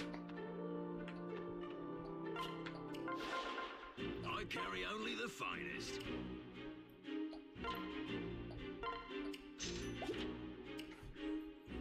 Vake is looking okay.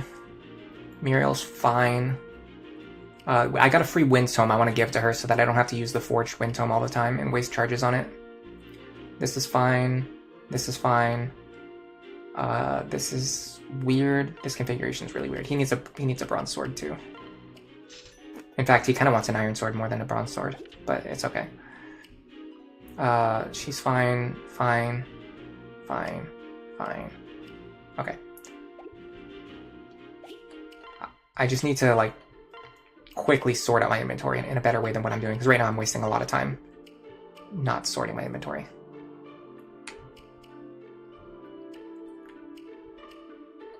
Put this away. Put this away. Does he steal one of their iron swords? Yeah, he should steal Lonku's iron sword. I'm fine with him having the bronze sword, but I want them to have the concoction in case they need to heal.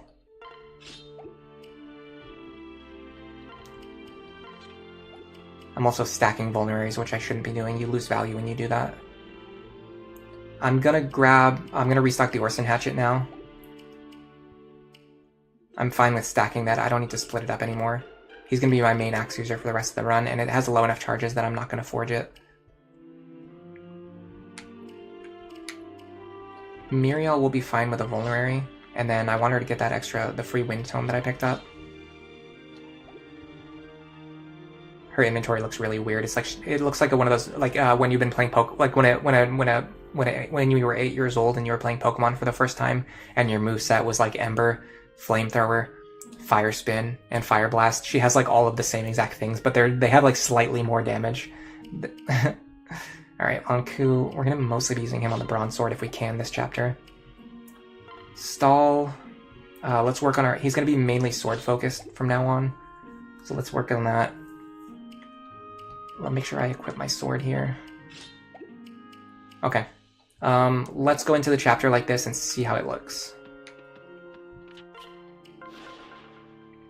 I think all of I don't know the time zones exactly, but I think right now some of the people in watching in like Europe are maybe just waking up, because we went from at the start of the stream we only had like 3 or 4 viewers, which is lower than I've been getting lately, but it's pretty close to what I used to get, earlier this year, so not a big deal. But now we're like up to 20 viewers again, which is like more normal for me.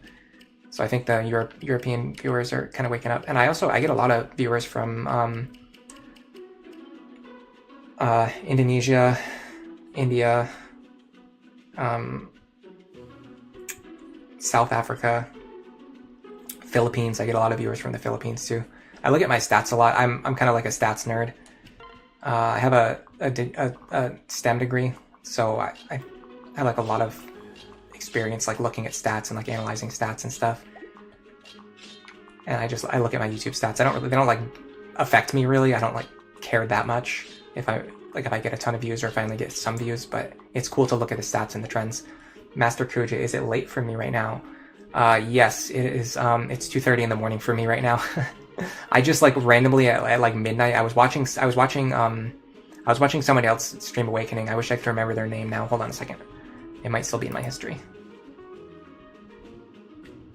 Yes. Give me 1 second. You're probably gonna start hearing noise coming from my computer in a second. Yeah, Big Clingy. I was watching Big Clingy earlier, and he was playing Awakening, and it just reminded me. It made me think about how badly I want to play more Awakening, even though I just played it for 7 hours yesterday, and so I started streaming at like midnight, and now we're here. MPs in Brazil. Yeah, I get views from Brazil too. That's another call out. I can't remember. I'm not good at geography, so I can't remember every single country when I'm trying to call them out. But I do get a lot of views from outside of the U.S. and Canada. BM's on the East Coast as well. It's 2 a.m. there too. I don't live in Canada, but I live very close to Canada. It's very cold where I live right now. All right. The good thing is none of these enemies have Luna plus. None of them have counter. Oh my god, this map feels so free right now. Oh, this feels so good. It feels so good when none of these guys have Luna plus or counter. You have no idea how good this feels. Gable is here. They say, no fair, I started streaming when they couldn't watch. Yeah, this was very guerrilla stream. I just started streaming like, boom, like out of nowhere. I just decided I was going to stream. How did chapter 5 and 6 go? Extremely well. We got them both on like basically the first attempt. I did like a test run to see like enemy, damage ranges and stuff, see where I wanted my units to stand. And then I went into the map and then just like cleared it on like my second test attempt before I even had my strategy fully figured out. I'm starting to realize that when you don't use Frederick, and you have a bunch of strong units instead, all of these strong units can just like overpower the map instead of having like one strong unit hitting end turn over and over again. On that note, let's think about how we're going to approach this one. I want to sweep as many enemies as I can. Safely though, I want to do it safely. That's the important thing. Robin can pretty reliably fight like most or all of these enemies right here. But I'm thinking I want to deal with this guy first, though. Let's do a Crom Robin pair up to get access to the Falchion for dual striking. I should have moved Robin up one. That was a mistake. That's okay. We're learning. This is like our test attempt, basically. So we're going to do Bronze Sword here. Falchion.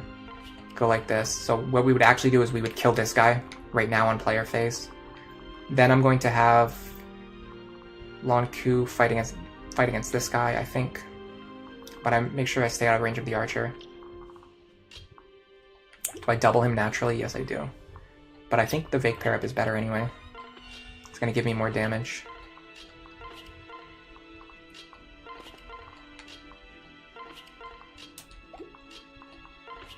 Something like this. We got to make sure we don't put Sumi in any dangerous spots.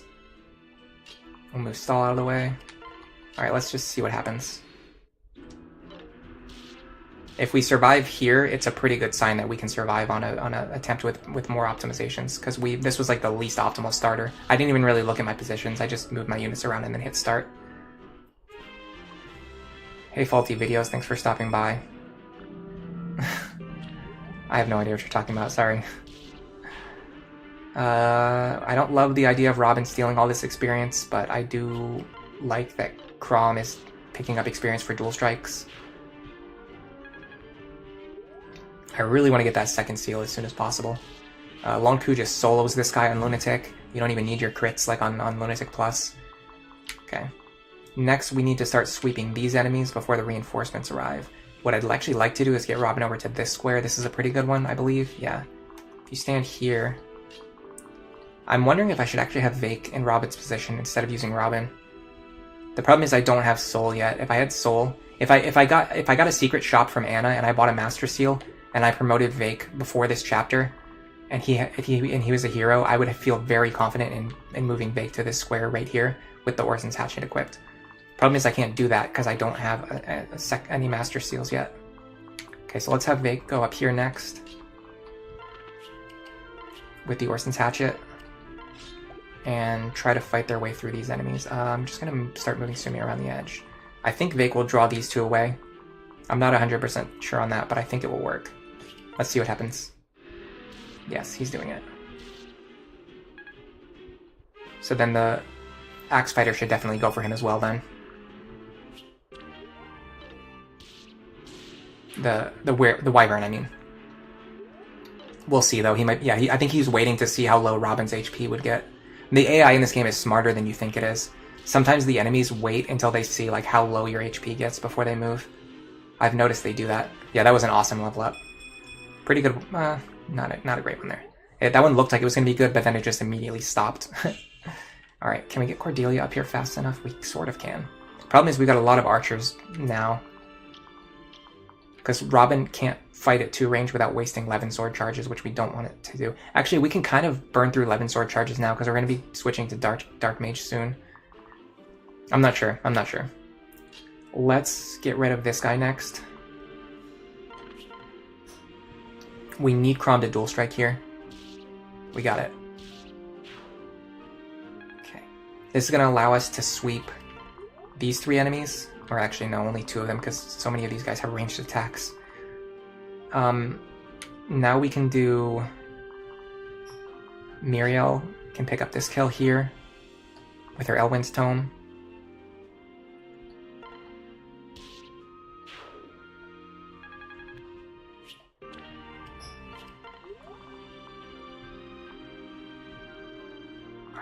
I wish I could get into a spot where only this guy could attack Vake, but I don't think I can. I do think that I can get just the Thief to attack one of my units, though. So we're going to go like this. We got really lucky. We picked up a second Orson's Hatchet. That helps a lot in this run.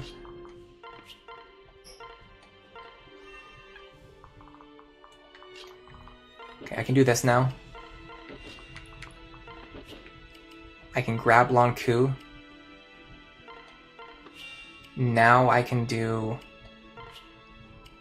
this, and this is going to allow Cordelia to fight the Thief and get a little bit of experience and start building her Long Ku support, since we're trying to do we decided we're going to do Long Ku with Cordelia.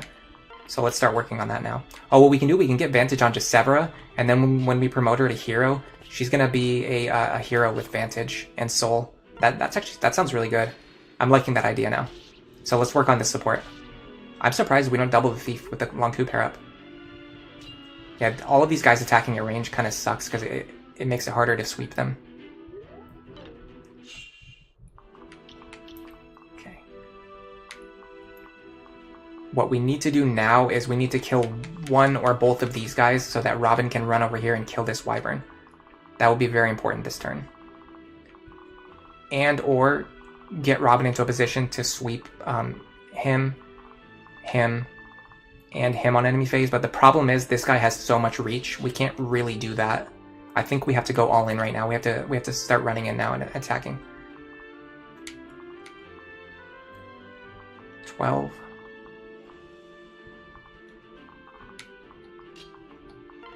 We get +3 speed from stall. We'll be at 15. We won't have enough to double any of these enemies with Miriel. I could do this. 11. I would need the Vake pair up. No, I can do it with the Killing Edge, right? No, that's not. That's only 36. I would need to get the Vake pair up back somehow. This is hilarious. What about yeah.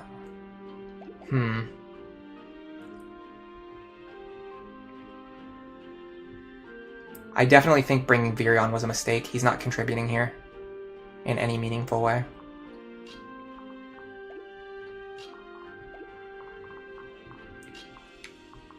Okay, I have some ideas. Start with this. Is it worth Killing Edge charges? Yes. Because I really need to get rid of this guy if possible. Free experience for Cordelia, that's good. Now we can do... Now we need to make sure we get rid of this archer. I think. Is there any way to guarantee the archer kill? Do I double here without Chrom? Yes. But would I kill without Crom? Probably not.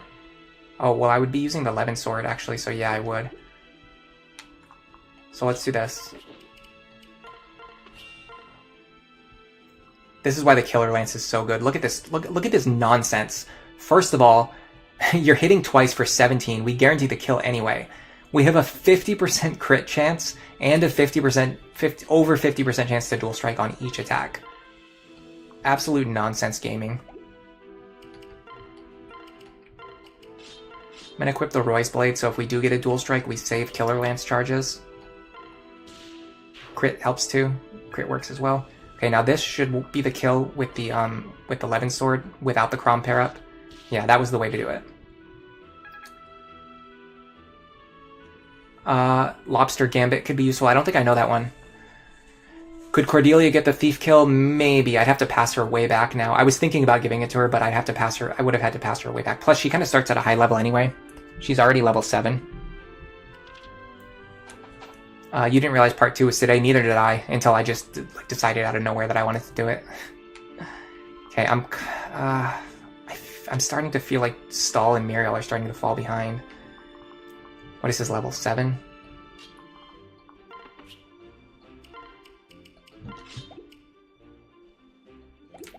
Can they survive a round of combat against one Wyvern? Because that would actually help a lot.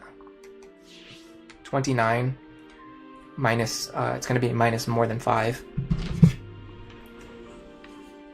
29 minus 8, I think. At least 8, yeah. So she would only take 21 damage. Yeah, it would actually be 28 minus 9, so she would take... why am I bad at math? 29 minus 9 would be 20, so she would survive on 3. Would she be able to double? 12? 15? No. She just barely doesn't double these enemies, which is actually not that Muriel's speed is actually supposed to be pretty good. It's like one of her best stats. It's one of the advantages that she has over all of the other mages in the game. Even Robin. Unless you do plus speed Robin, she's even faster than Robin. And even the plus speed Robin she compares pretty favorably with. So Muriel is basically like a plus speed Robin, but less. The problem is she's less bulky. I'm gonna go Elwind here. Just deal as much damage as possible. Okay, now we have to give the thief kill to Gaius probably.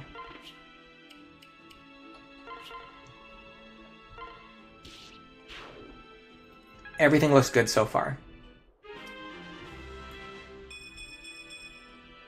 Unless I have another mind plan for Lisa's marriage, maybe I could marry her to Gregor, because Owain can get both Vantage and Wrath with his base class set, and he inherits Soul from Gregor. I'm actually doing, very similar to what you're talking about, I'm actually doing Lisa with Vake already, so that's kind of already the pair-up decision. For similar reasons. We're gonna get, we're actually gonna have multiple, like, Vantage Soul tanks in this run, now that I think about it. We're gonna have Robin with Vantage and Nosferatu. We're going to have Vake with Soul. We're going to have Severa with Vantage and Soul. And we're going to have Owain with Vantage and Soul. However, this is contingent on the fact that we would have to be able to train the child units, which is pretty difficult to do. So I'm not sure if we can actually do that. It's a little bit of a meme. But in theory, if we could find a way to train all of them, then we could theoretically have a bunch of Vantage Soul characters. Okay, here is a big problem. This guy flying into this position is very difficult to deal with. I think I can get him with the Levin Sword, which I'm going to do, because he is very annoying in that spot. Now, the reinforcements are going to come from here, and they can reach exactly this forest tile. So if I leave a unit on this forest tile, they can fight a Wyvern for 1 turn. What I need to do is get rid of this guy. I'm thinking of having Vake do it. Like this, with the Orson's Hatchet.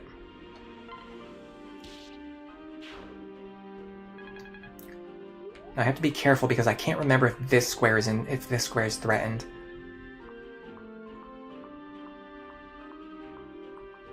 No, it can't be. They spawn up here. Yeah, they spawn up here, so there's no way they can reach all the way over here. So what I'm going to do is I'm going to have Muriel run over here now and do this. Oh, she doubles now. I'm going to use the Wind Tome. Actually, don't want to kill here unless I get like a crit or a dual strike. Yeah. So now I can let Cordelia get this kill.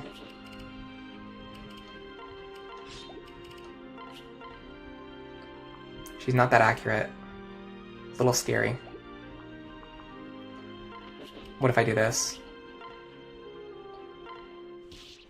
Nice. No reason to worry. Now here's the problem. Robin might just outright kill the boss. There's a pretty good chance Robin is just going to murder the boss right now. And that might end the chapter, although I think the reinforcements will spawn before I kill the boss.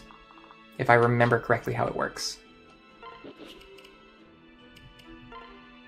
I'm actually going to pair him up with Vake. With the falchion equipped for effective damage against the Wyverns. Now I just need to make sure I get my other units out of range of the enemies, which they should be safe over here. I could be wrong. If I remember correctly how the positioning works, I think they threaten this tile, and then maybe this tile, and maybe this, they might threaten this tile. I'm not 100% sure. We're going to find out very soon. The answer is no. Yeah, so it's only that grass tile there. I have a feeling he was very unlikely to hit me, but you live and you learn. We survived anyway. Even funnier. Yeah, unfortunately, these levels on Robin right now actually hurt us more than they help us. It's getting us more of an experience penalty after we switch to Dark Mage, which we don't want. We actually do not want Robin to gain any levels until we switch back to Dark Mage. Ooh, this guy flew into a nasty spot. We could have Muriel kill him, though, so that should be fine. We're going to do this. We actually survive even if we miss our attack, so let's just go for it. Nice.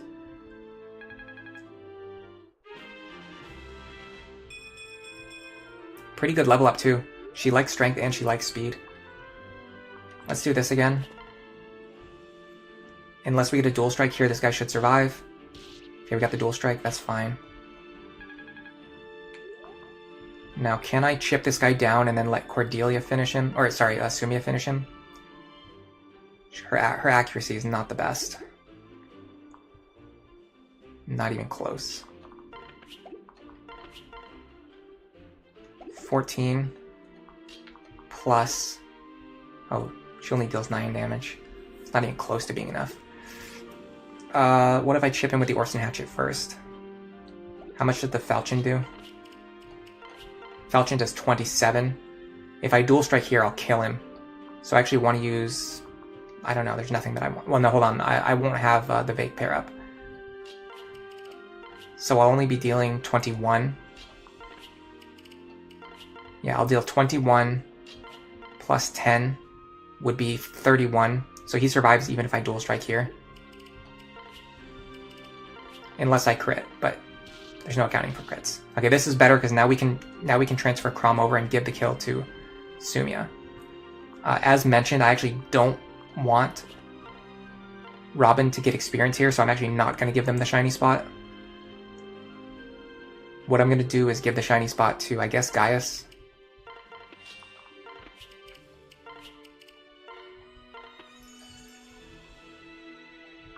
Sayri won, yeah, at the very end of the last stream. Ooh, that was worth it. We got a free Erica's Blade. Hey, and for SC, thanks for stopping by. Charlotte Moon wanted to point out you like Vake a lot and you think of him as a pretty cool guy, so you're glad that he's going to be useful in these higher difficulties. Yeah, he's considered to be pretty good in the high difficulties. Actually, he's one of the good options for like a solo carry. Hey, Drew Gone, thanks for stopping by. How are things going? Pretty good. We got chapter Paralog 1. Chapter 5, Chapter 6, and now Chapter 7 all done pretty easily. Like, very easily, in fact. Okay, so if we have to give this kill to Crom, I will. I don't think I need to. Pretty sure I guarantee the kill with the Iron Lance.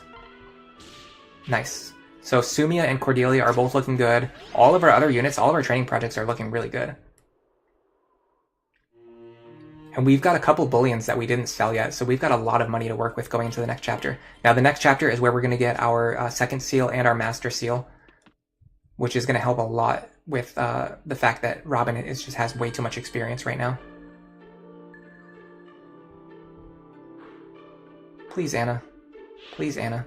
Why am I'm only... This run I have not got a single Anna shop. I've only gotten enemy spawns. Very unlucky. Alright, we can buy javelins and hand axes now, so let's start doing that. Why not take Veteran off of Robin, or is it worth getting the extra levels? Actually, that's a good point, but it's not going to matter in like 5 seconds because I'm about to get the second seal anyway.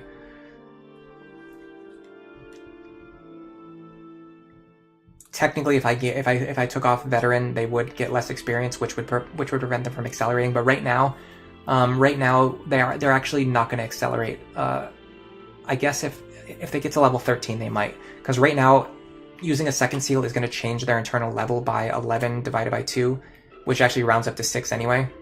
So once they go to 13, it'll be 13 minus 1, which is 12, and then 12 divided by 2 is also 6. So if I use a second seal at level 12 or at level 13, it's the same thing. So it actually doesn't matter right now. I'm in a good spot right now on my levels. I'm going to grab this steel axe. So next chapter, we're going to use the second seal to put Robin into Dark Mage, and we're going to use the Master Seal to promote Vake to a hero. And they're going to be like 2 of our strongest forward combat units for the rest of the run. They're going to be replacing essentially Vake and Robin. We're going to be using, instead of Frederick and Robin or Frederick and Vake, we're going to be using Robin and Vake.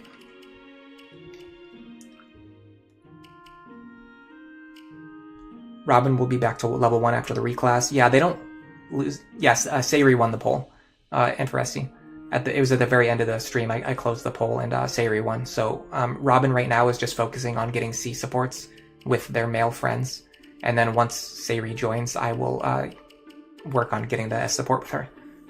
We'll read all the support conversations too when we get there. All right. Let's do some shopping. I'm kind of like, I'm in a mode where like I want to keep going into the next chapter right away, but we're starting to run out of items. We really need to do some shopping now. We've been putting it off for several chapters and it's starting to catch up with us. Like Lonku doesn't have like a good sword. Although the thing is, when Robin switches over to Dark Mage, they're not going to be using their swords anymore anyway. So we can just give these swords to Lonku and to Stahl. Stahl and Muriel are falling behind a little bit, but this is going to be a training chapter for them, because Muriel will have desert movement. We're done with Virion. We're going to replace him with Cordelia. So we're going to have Cordelia, Lonku, Stahl, Muriel, Sumia Crom, Robin Sayuri, Vake Lisa, Gaius, possibly with Maribel, unless we get a better option later. There might be better options. Like we could maybe do Gaius Saria. That always kind of works out. They're actually a pretty good pairing. Let's sell all of our bullions. There's no reason to keep them, right?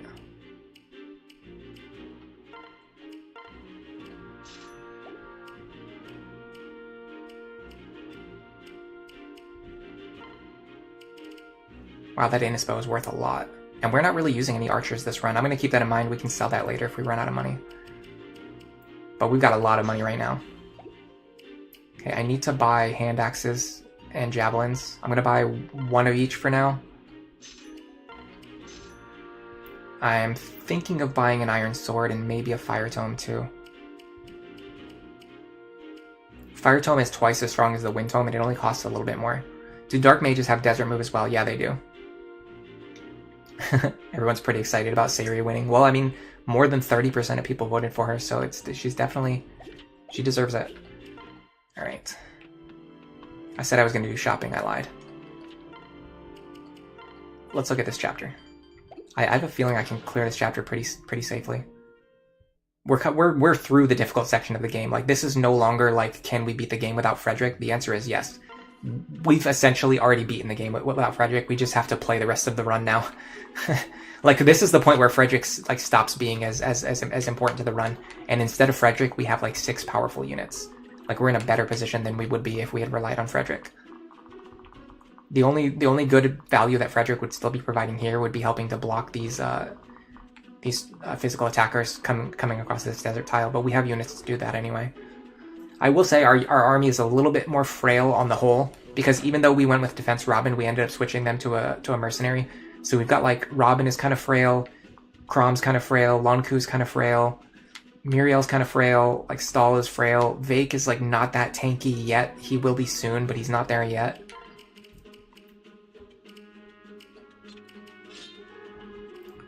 Gaius, Stahl. I think this is going to be our army for this. It's going to be our team for this chapter. We're going to give her the rescue staff. And I'll give her the heal staff with more charges, just because, in case I run out. I'm going to give the Erica's Blade to Lonku.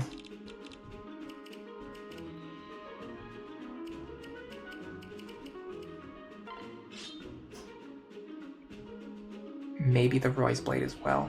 Hold on, I have to sneeze. I gotta sneeze, but it's not coming out. Steel Sword is good. There it goes. Oh. Maybe for Stall we could do something interesting, like put him through the Swordmaster. Well, we have multiple Swordmasters already. I was thinking of putting him through the Swordmaster line and giving him Astra and Luna. Bless you. Thank you, MP8. Thank you, MP8. Oh god. Now my nose is running. This is the thing that sucks about living in like a wintry climate. This time of year, you just like your nose is constantly running. You're always sneezing. It's probably gross. All right, let's give Gaia some strong weapons so that he can like punch through enemies if he needs to. I think I'll give him the Roy's Blade. I think it's like equal to the Iron Sword, isn't it? No, it's actually stronger than an Iron Sword. So yeah, this is good. Okay, now we have to look at our positioning. 11. 13. Oh, she gained a couple speed level ups. Okay. I think I can have Muriel kill this guy and then fight these two Dark Mages on enemy phase. I'm not sure, though. What's her res? 8? So let's do 21 minus 8.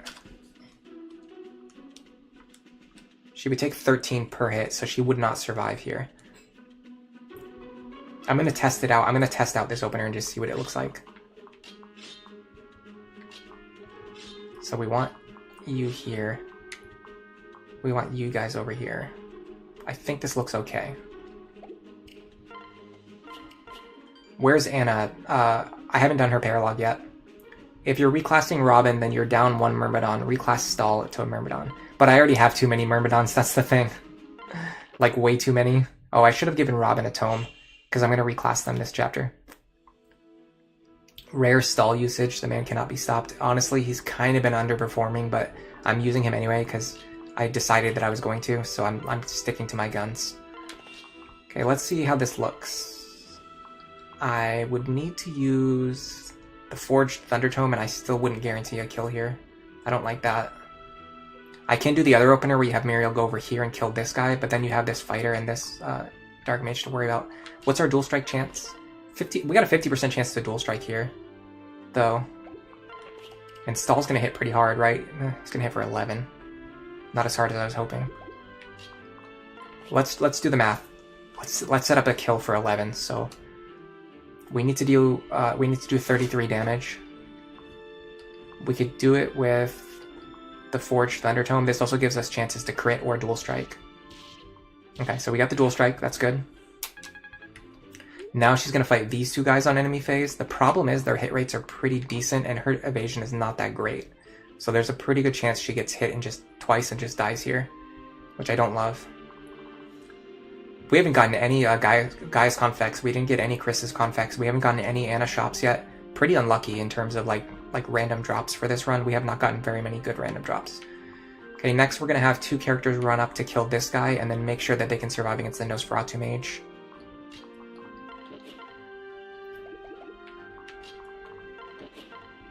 Problem is neither one of these guys double here. 17. Even with a Crom pair up, I don't think I'd double up here because I haven't been training my Sumia. She'd be on +5 speed. She'd be at 22. She still wouldn't double this guy even with a Crom pair up, but she could potentially dual strike though. This tile's safe, by the way, but I actually think I want them here. So we got our dual strike there. That means Cordelia can just fly in and take this kill for free. She needs +1 attack, but she can get it from Lonku, right? Yes, she can. So we go like this. The Dark Mage, I should have had her attack from here, by the way. This is a better spot, but that's okay. The Dark Mage is going to prefer to attack Cordelia. Actually, he might actually attack Sumia because our Sumia is a bit under-leveled here. Okay, for this fighter, I wonder if Gaius can fight him safely. 33 attack. We have effective 28 HP. We would need plus 5 defense. There's no way. Vake can probably fight him though. 33. Yeah, Vake can fight him. So let's do this.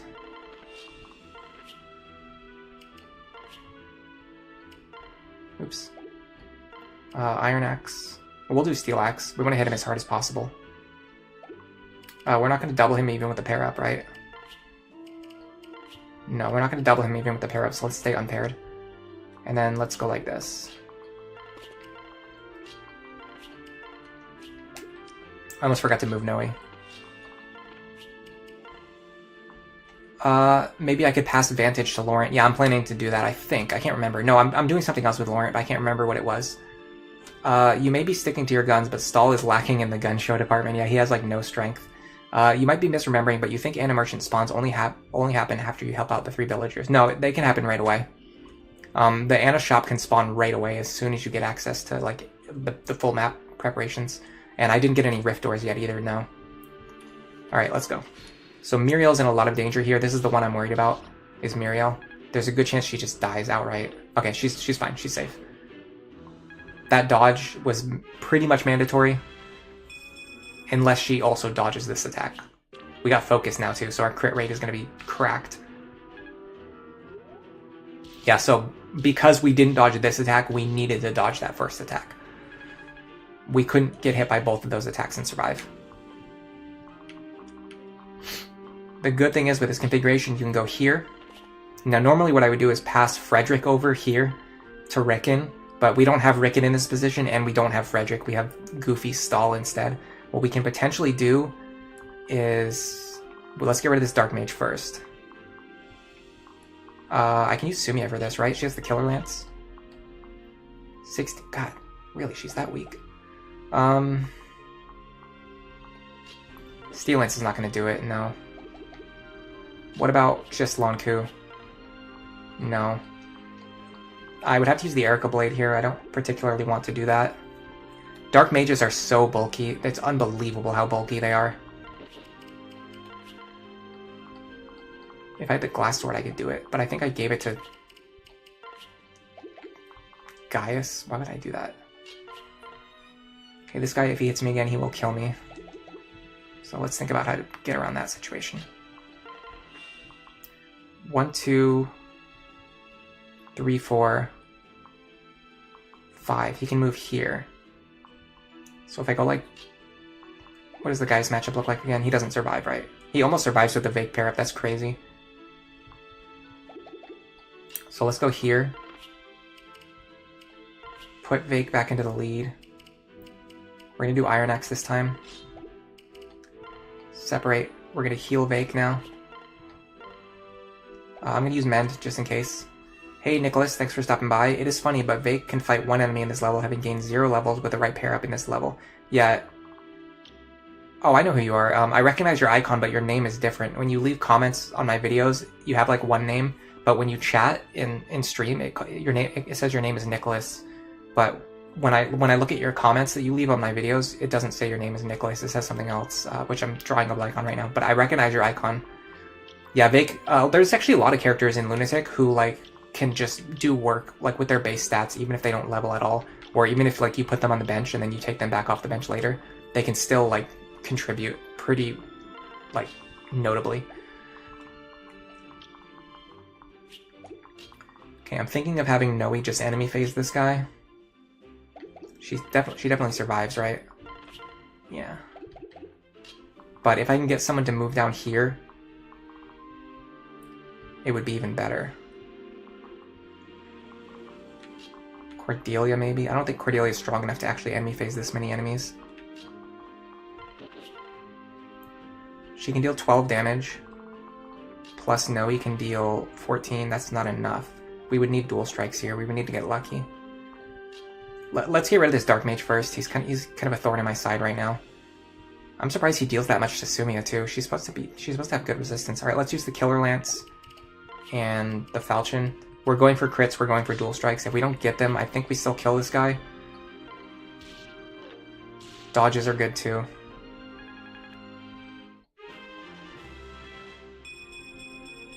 Nice level up, Sumia.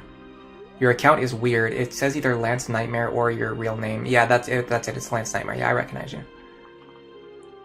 I recognize your icon, like, big time, because I see it all the time. You leave a lot of comments on my videos, which is always good. Alright.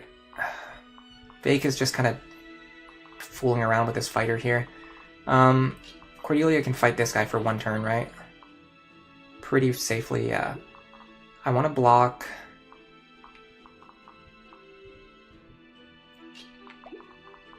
He cannot get this way. So I think I want to block this tile right here. I can also hit him twice with the javelin right now to chip him down and potentially get dual strikes. Now this tile should now be safe, but it's not, which is still fine. Now what I can do is trade her over to the Steel Lance and then go like this.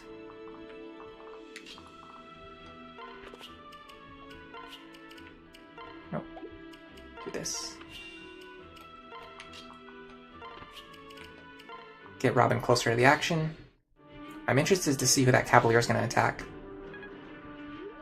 He attacks Cordelia rather than attacking Noe, which is fine because I actually want Cordelia to get the experience. Okay, now we have a big congestion of enemies. I think our goal should be to have somebody fight the Dark Mages on enemy phase, possibly 2 of them if they can. She takes 14 plus 11. 14 plus 11 is 25, so she dies here. Unless she gets plus resistance, which is, I don't think that hard to get. I could even get it from Noe. I gotta be careful about the other enemies though. Well, also what I can do is I can attack from this spot right here. I've done this before, this strat. So if you go like this, the problem is my Sumia is usually stronger. If I do this right now with this weak Sumia, the other Dark Mage might run over and kill me, which is an issue. And Cordelia's on low health right now too, so I can't have her run over and assist because she would then die. What does she take from this? 12? I wonder if I sandbag here with my Pegasus. I think this is a good idea. So let's first go here. This is a strategy I actually came up with like while I was doing my Lunatic Plus streams. You go like this. This pulls this Dark Mage over here. And then you go like this. I can't get into a square where only this guy can target, can I? That's fine though. We can do something like... like this right here. This should be safe. Now only 1 Dark Mage can run up to attack. Oh, what I should have done is back up 1 extra square. Then now this Dark Mage can only run up and attack Sumia. If we mess this up, we'll just do it again on the next attempt. What will happen is the Dark Mages will attack your Pegasus Knights on the side, but then also the melee attackers, because the Pegasus Knight over here is wounded, they're going to start moving to the left and it's going to buy you an extra turn. I just kind of discovered this by accident. We need Gaius to pick up kills whenever he can. We can actually just use the Vake pair up here. We don't need to waste a strong sword. Perfect. Near perfect level up. Your account... Oh, I read that already. Yeah, that level up was like nearly perfect. I don't know if we can get Noe out of here. Yeah, we can. Alright, let's do this. I should have emptied my inventory before I did that. Oh, this is the rescue staff anyway. This is not even the, that's not even the second seal. I always think the second seal is here, and then I start playing the map, and then I remember the second seal is over here. I always forget about the rescue staff in this chapter. Stall needs to back up.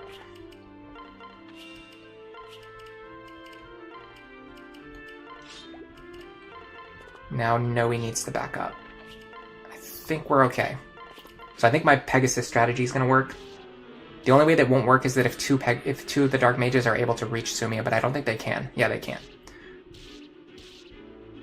So now the physical attackers, they should start chasing Cordelia to the left.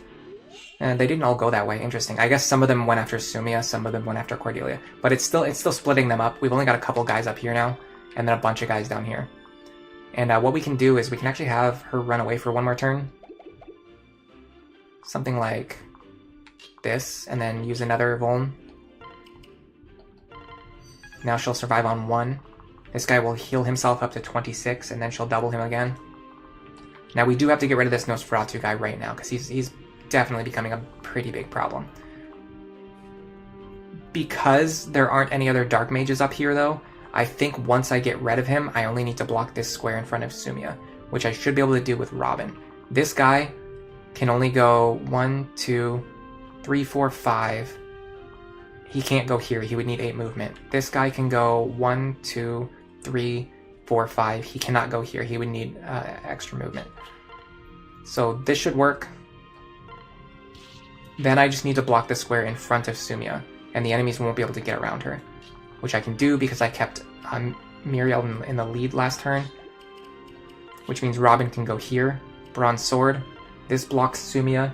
The enemies are mostly going to ignore Robin anyway, because I can bait them out with my other characters. Actually, that's a little tricky because they have overlapping ranges.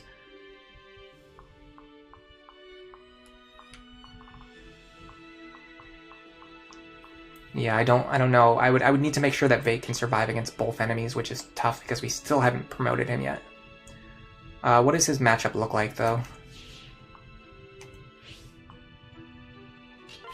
Let's just assume, like, average scenario.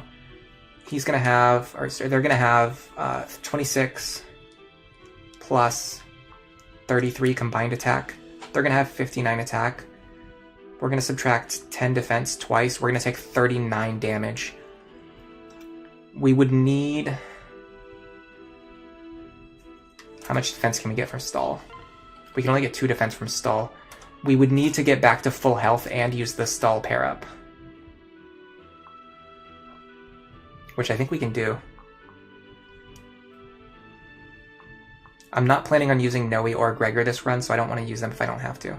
So let's do this. Now let's check the combat forecast again just to make sure that I'm understanding everything correctly.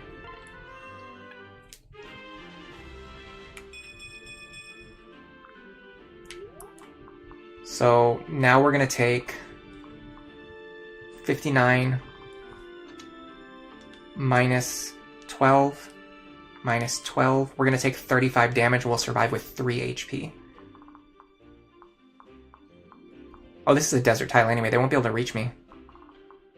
But I actually want them to reach me. That's the thing. So I want to be standing here. But I want to be next to this Mirabelle, but I can't. So what's the next best thing? Be next to Noe. Let's do this. I feel pretty good about this. I think this works. They want to attack Robin anyway, bizarrely. Okay, here we go. Now that was a good dodge. Now the square in front of Vake was blocked. That's why this guy wanted to attack Robin instead. He actually prefers to attack Vake, but because this square was blocked and he can't stand on this desert tile, he had no choice but to attack Robin. We could get Robin one more level before using the second seal, and it won't change their experience gain. So let's keep that in mind as well. Now we got to start clearing out these guys as safely and slowly as possible. I can use this desert tile here to my advantage. If I block this tile, it stops enemies from getting around Robin. Sword, lance, lance, sword. I kind of want to unequip Robin here. I'll keep them equipped.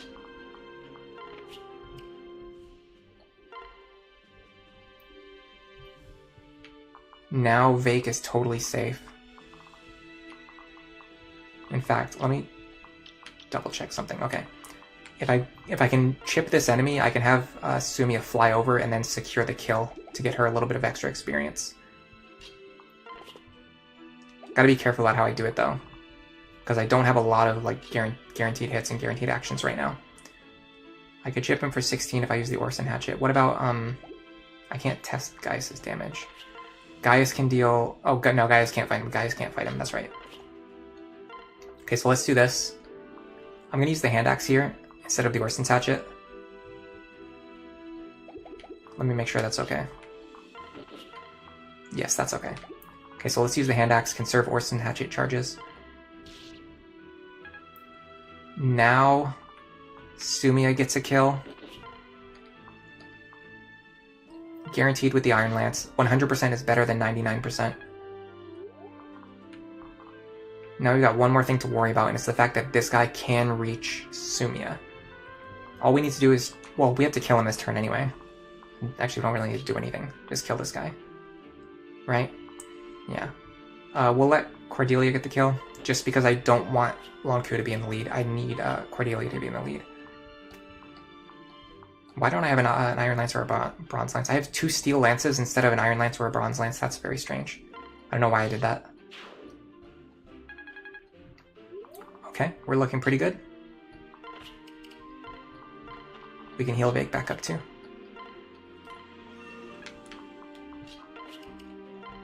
Start unpairing my units so I have more actions next turn.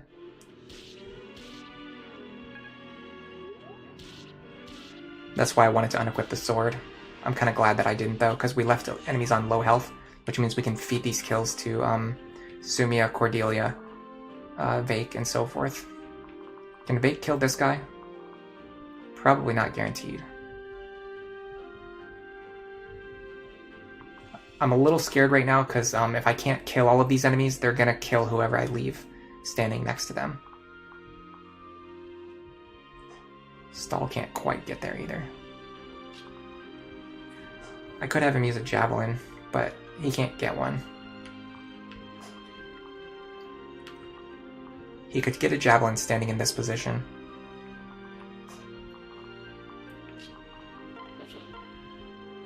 That's not good. Excuse me. Can't believe Crom is not doubling these guys with a Sumia pair up. Our Crom is so speed cursed. God, I'm running out of water. I actually ran out of water already. I want to go grab some more water soon. Okay, let's start with, do we want to go all in here? How many actions do we really have? We have basically 1, 2, like 3-ish. We have 3 good actions, and then we have like a couple of like not so good actions. But that might be enough, given the situation.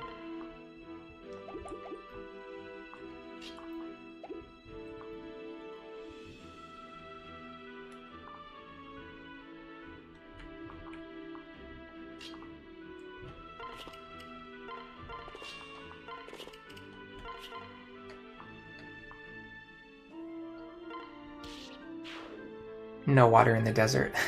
Nice. Now this Myrmidon right here is the most scary enemy by far. I can't even double him even with Robin, which is nuts. And I only have my bronze sword because I didn't think I was going to use Robin for fighting this chapter because I was being extremely naive. What if I do...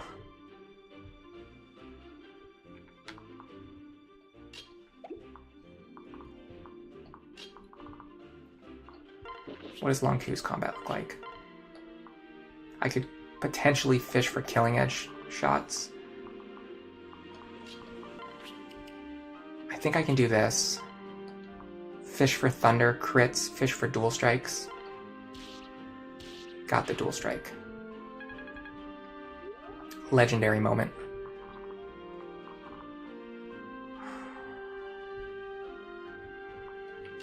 Let's do this. I don't love this. Do I have anything that's accurate? Not really.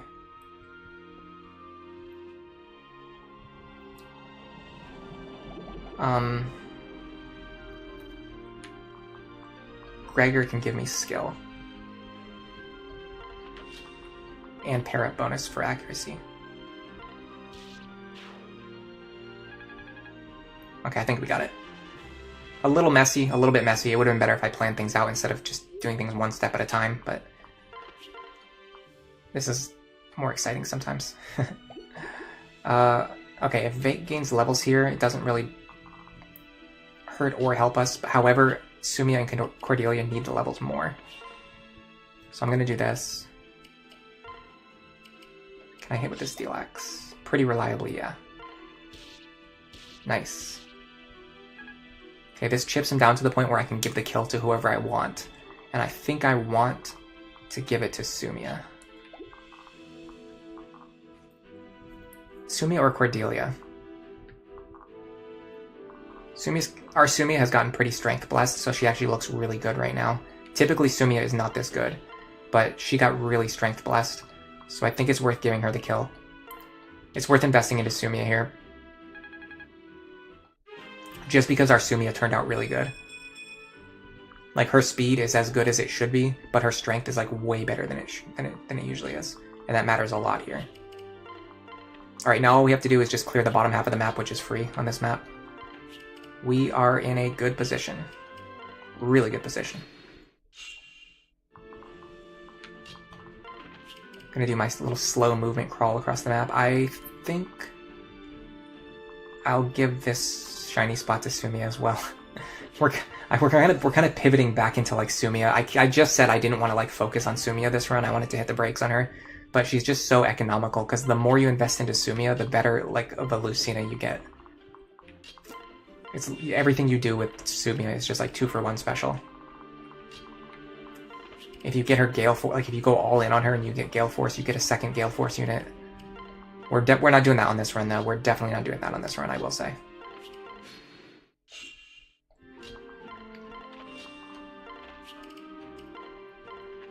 Alright, let's start healing our units, which we should have been doing already.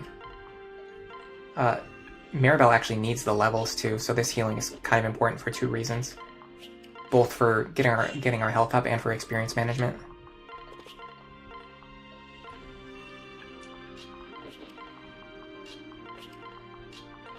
Okay, now very important moment coming up here. We're going to get this second seal and we're going to finally start working on our next set of skills for Robin. We've basically been having Robin run through these lines just to pick up skills. But they're eventually going to be very strong because they're going to have a good skill set. They're going to get to the point where I'm going to be unequipping Veteran to give them like combat skills, and because they don't need any more levels. Pretty soon, in fact.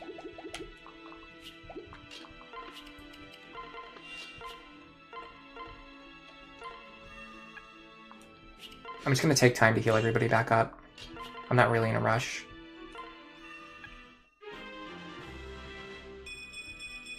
Good level up on Maribel. Nicholas says, that reminds me of the old meme, Sumia is not a good unit, and then a scene where she smacks someone. I don't think I've seen that. Is it an animation or something else? I really like when people make like fan animations of games. It's really impressive too. Games or just anything else, like any kind of fan animation is really impressive because animation is really difficult.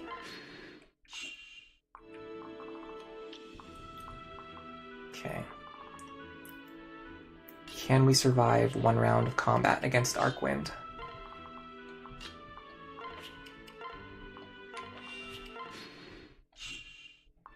Answer is yes. However, if we don't kill him, we're going to be in trouble here.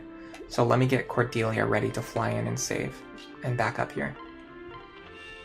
Yeah, because actually Cordelia can fly into this position and then kill the Dark Mage, and then Longku can kill the Dark Mage to bail me out. So if I don't get a dual strike here,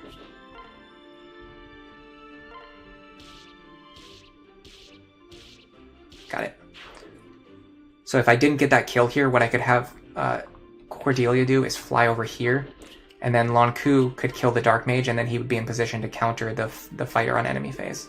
So that was a pretty safe, pretty free setup. Let me give her a lance that's not worth so much money.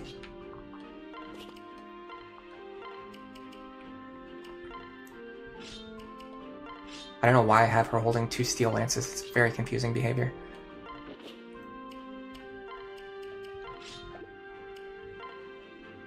Hail, traveler. So this is the second seal. No, this is the master seal. Okay, well, time for Vake to start gaming out of his mind. I don't know though. I feel like we could delay the Vake promotion by 1 chapter.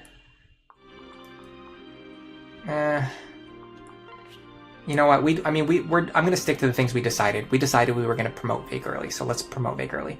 You think it was originally just a clip of someone using Sumia slapping Crom, but then someone else did animate it. Oh, okay. Oh, it's the chapter 3 scene. Okay. I skip a lot of the cutscenes now, so I kind of forget what most of them look like. All right, who do we want to give this kill to in that case? This actually feels like a stall kill. Can he actually do it without getting killed in the process is the question. Because we need to see, we need to make sure Stahl's experience doesn't fall too far behind. So this guy's going to deal 33 minus 9. He's going to deal 24. Stahl will be totally fine. Does he get doubled? No. Alright, let's do this. It's always good to have a cheap wind tome on your mages because a lot of enemies have such a low resistance score that even just attacking with magic at all, even if you use like a 0 might tome, you would still kill them.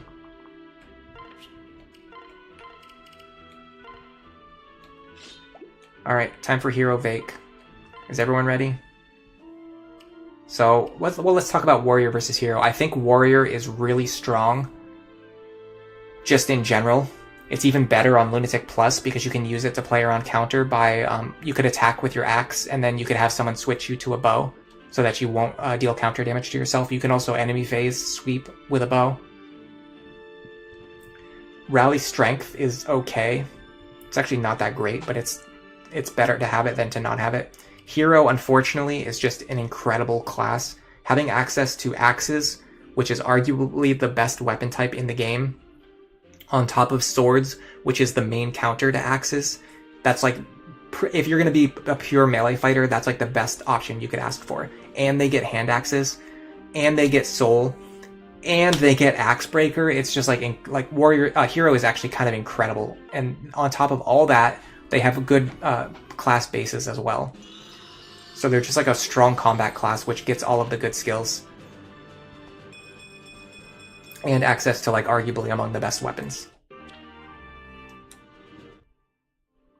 And another thing is that now we can start using Vake as a sword user instead of just purely a axe user.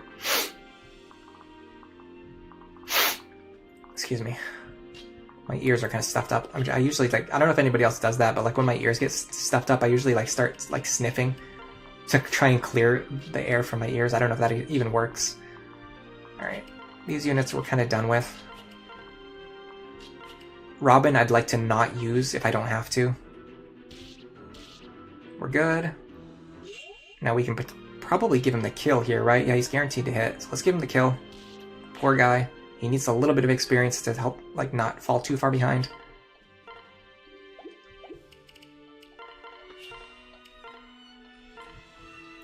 Now, because of these enemies here don't have, like, Aegis, Pavis, Luna, and counter, we can actually probably use the draw out strategy that I wanted to show off in my Lunatic Plus stream, but I couldn't do because these enemies were too strong.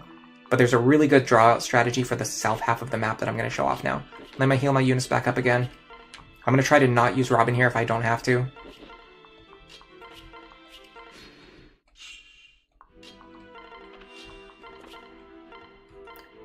I'll just take my time to heal everybody up, get some levels onto Maribel.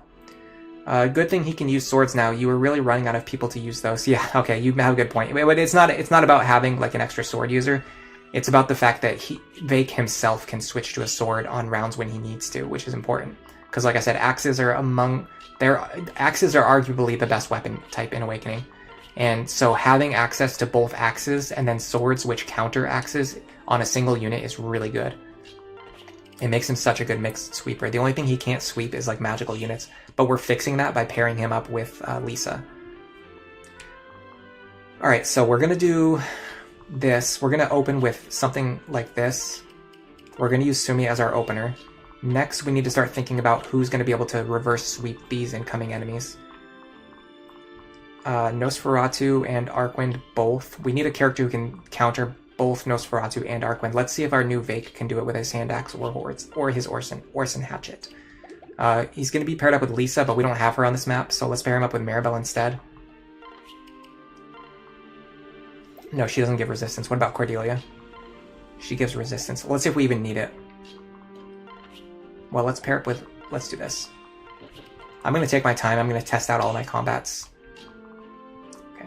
So what it's going to look like is if we're paired up with Cordelia, we're going to take 13 and 12, which is 25. If we're not paired up with Cordelia, we're going to take 16 plus 15, which is 31. We would still survive. The problem is the crit rates.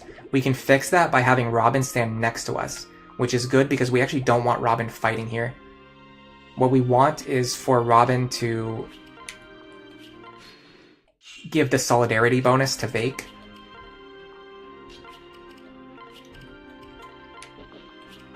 So if Vake is standing here next to Robin, the enemies are going to have -10 crit chance against me. I got to be careful though, because I think I'll trigger their aggro if I move into their range now. So let me do this first. Okay, so we're going to start from this position. We want the falchion equipped. When we attack this guy, it's going to trigger the enemy AI, and all of the enemies are going to start moving. So we want somebody in this spot right here to fight this guy. I'd like to use stall if I can. Let's use stall with Gregor. If I'm standing here right now, it's not going to trigger his AI. I'll show you. He won't move because he thinks he can only attack one enemy, so he won't move.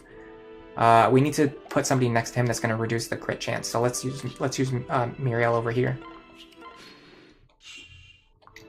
Having Muriel next to him will remove the enemy crit chance. So it's going to be, he's going to deal 21 damage to us. We're going to deal 12 damage to him. He will not crit us. Then we'll have Muriel available to finish him off next turn. I'd like to have somebody in range of this Myrmidon. Cordelia would be the best option. We'll go Iron Lance with the Long Coup pair up. And I'm going to do Killing Edge. No, I'm going to do Steel Sword here. We don't need to rely on crits, but we would like heavy dual strikes if possible. Let me put... I think I'm going to put Mirabelle next... no, I don't think she needs to be next to Vake. Alright, so when this guy runs forward, he's going to attack Cordelia. They're going to hit each other for like 13 or 14 damage each. So we're going to chip this guy down slightly. Alright, let's get started. So when we hit this guy, it's going to trigger their aggro. So now on enemy phase, they will start moving, even though we didn't move 2 units into their range. Like normally these guys won't move until they see 2 units in their range. But because we did it this way, they will start moving because now they've been triggered to become aggressive. If I stand here with the hand axe equipped, actually I'm going to do Orson Hatchet.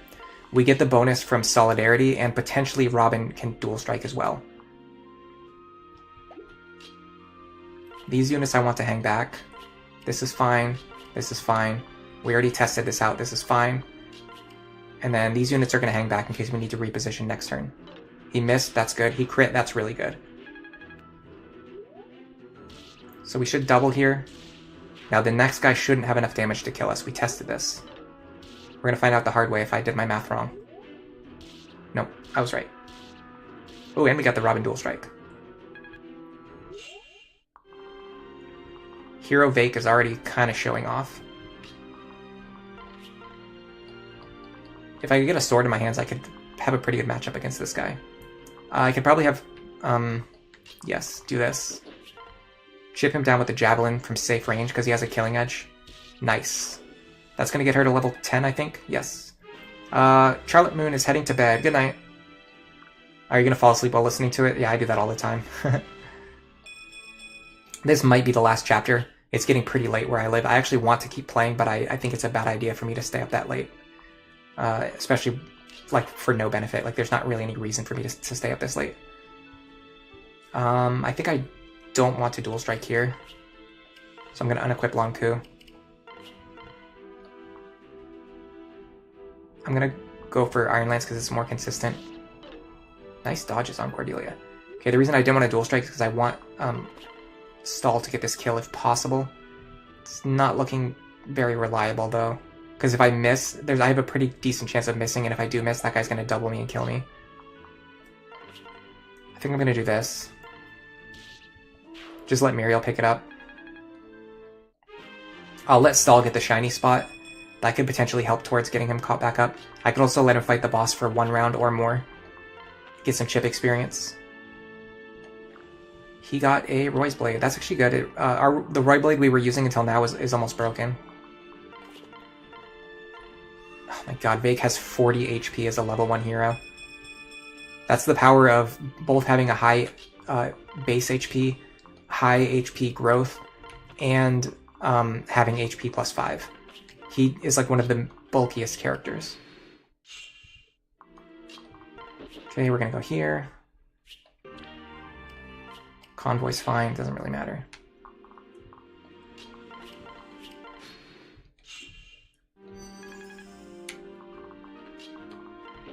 We got free healing from relief there. You almost never really use that to your advantage, but...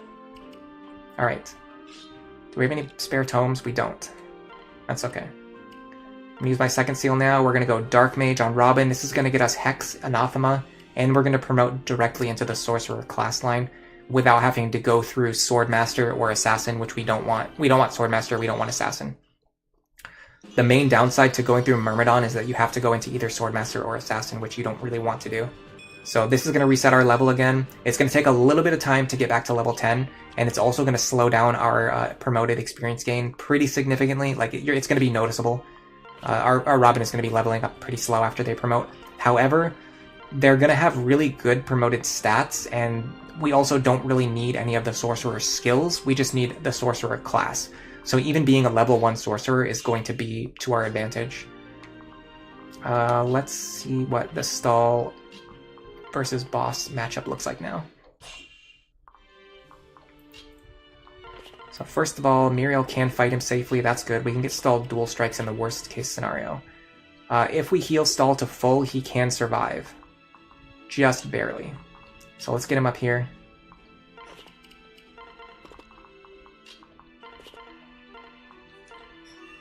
He should survive on 1. And because we're enemy phasing the boss won't get any free healing from Nosferatu, which is also good. I want to use the Bronze Lance here. I'm mostly doing this for the sake of chip experience. Now the scary thing is, I think he can still back up, but if he can't, I'll have these units in position to do a swap. Yeah, that was disgusting. We take so much damage. I'm gonna do that once more. 2 heal staffs. I'm gonna do that once more so Stall gets up to level 8 on this chapter. I need to heal him to full too.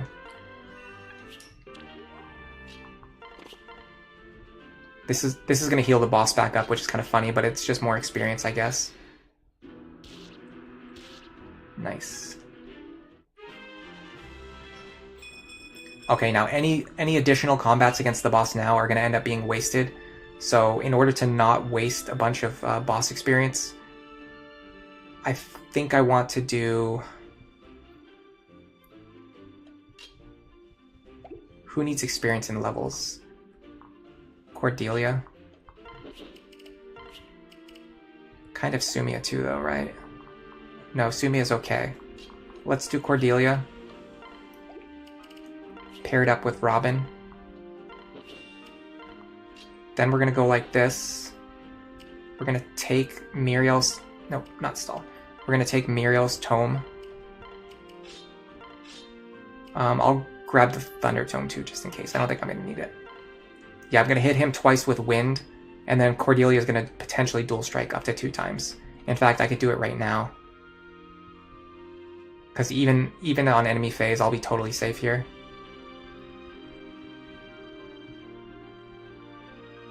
This should be fine. Nice. Nice. I will... use another heal staff here just to get Maribel some experience. We want Robin to get this boss kill because they're still unpromoted. Right now the game thinks Robin is level, let's see, worst case scenario, I think we got 6 internal levels from each promotion. So the game right now thinks Robin is level 1 plus 6 plus 6. So it thinks Robin is either level 13 or maybe level 12, which is still a good matchup against this Dark Mage. So we really want to give them this boss kill. They're gaining a lot from it between veteran and from like being the exact internal level to match up against this boss. And it's going to help get us back to that. It's going to help get us close to that level 10 benchmark a little bit sooner. Although right now, like Robin, even before they promote, even just being a Dark Mage before they promote is still already strong. But once they promote, they're going to be like cracked. They're going to be unstoppable. We've basically crafted an unstoppable Robin. Oh, finally, Anna shows up. And she's not selling anything that I want. And then not even any items on sale. Oh well. Crom Sumia is up to A. That's good. We've got Robin and Muriel. Finally C support. They've been fighting together since Chapter 2. Muriel Stall, we can get our S support now. And Cordelia Lonku is just reaching C support, really. I guess that makes sense. Lonku doesn't have any fast supports. Let's do Stall Muriel. We planned this out from the beginning. We're going to commit to it. Worst case scenario, we're going to have a bulky para partner for our Muriel. And finish line. After all this, everyone will have to work real hard to keep me average. Stall, you are blessed with a most remarkable skill. You mean a most average skill, don't you? No. The ability to be extraordinary at everything is in fact most... Oh, the ability to be ordinary at everything is in fact most extraordinary. Well, I suppose that makes sense in a totally nonsensical kind of way. But listen, I found something else about me that isn't average. What? You have piqued my curiosity. Please edify. Nah. This is difficult to put into words, especially to you, but let me try. The other thing I'm not average at is being in love with you, because without a doubt, I love you more than anything else in the world. I love the dialogue in this game. Is this a jape? Some manner of revenge for my making you exercise? No jape, milady. The honest truth, and I have this ring to prove it. Fascinating. In other words, you wish to be my lifelong partner. Is that correct? So, It means I want to be your husband. I admit, I used to hate all the running you made me do. But now I live for it. I can't wait to get out there and jog and chop wood and all that other stuff. I like that you're always watching and making notes, and I want that to continue. Right. And I, for my part, am anxious to continue my observations. And more importantly, I also harbor some measure of affection towards you. Therefore, I shall accept both your ring and your proposal. I guarantee that when it comes to marital bliss, we won't be average. Interesting. For the first time ever, you strive to be above average in something. thanks. That's right, and I know I can do it. Because I love you, Muriel. Yes. Yes, quite. Thank you. I, also find you agreeable. Awesome. We finally got our first S support. I don't think the paralog opens up right away. It won't open until after we clear the port chapter. And I'm going to start saying port chapter now. I used to say boat chapter, but people got confused because they thought I was talking about the map on the boat. But I'm talking about the map where the boat is like docked on land. That went extremely smooth. That stream went much better than yesterday's stream. We kind of finally got into the swing of things. We got out of the difficult early game chapters without Frederick. And I think we're kind of set from here. Like, from here, we can just complete the rest of the run at whatever pace we want to. And I will get back to that. On Saturday, I'm going to be doing probably this Chapter 10 stream, if I can optimize my strategy. I haven't really optimized it yet, so we're gonna wait and see. But I'm going to head out for now. Enjoy the rest of your day.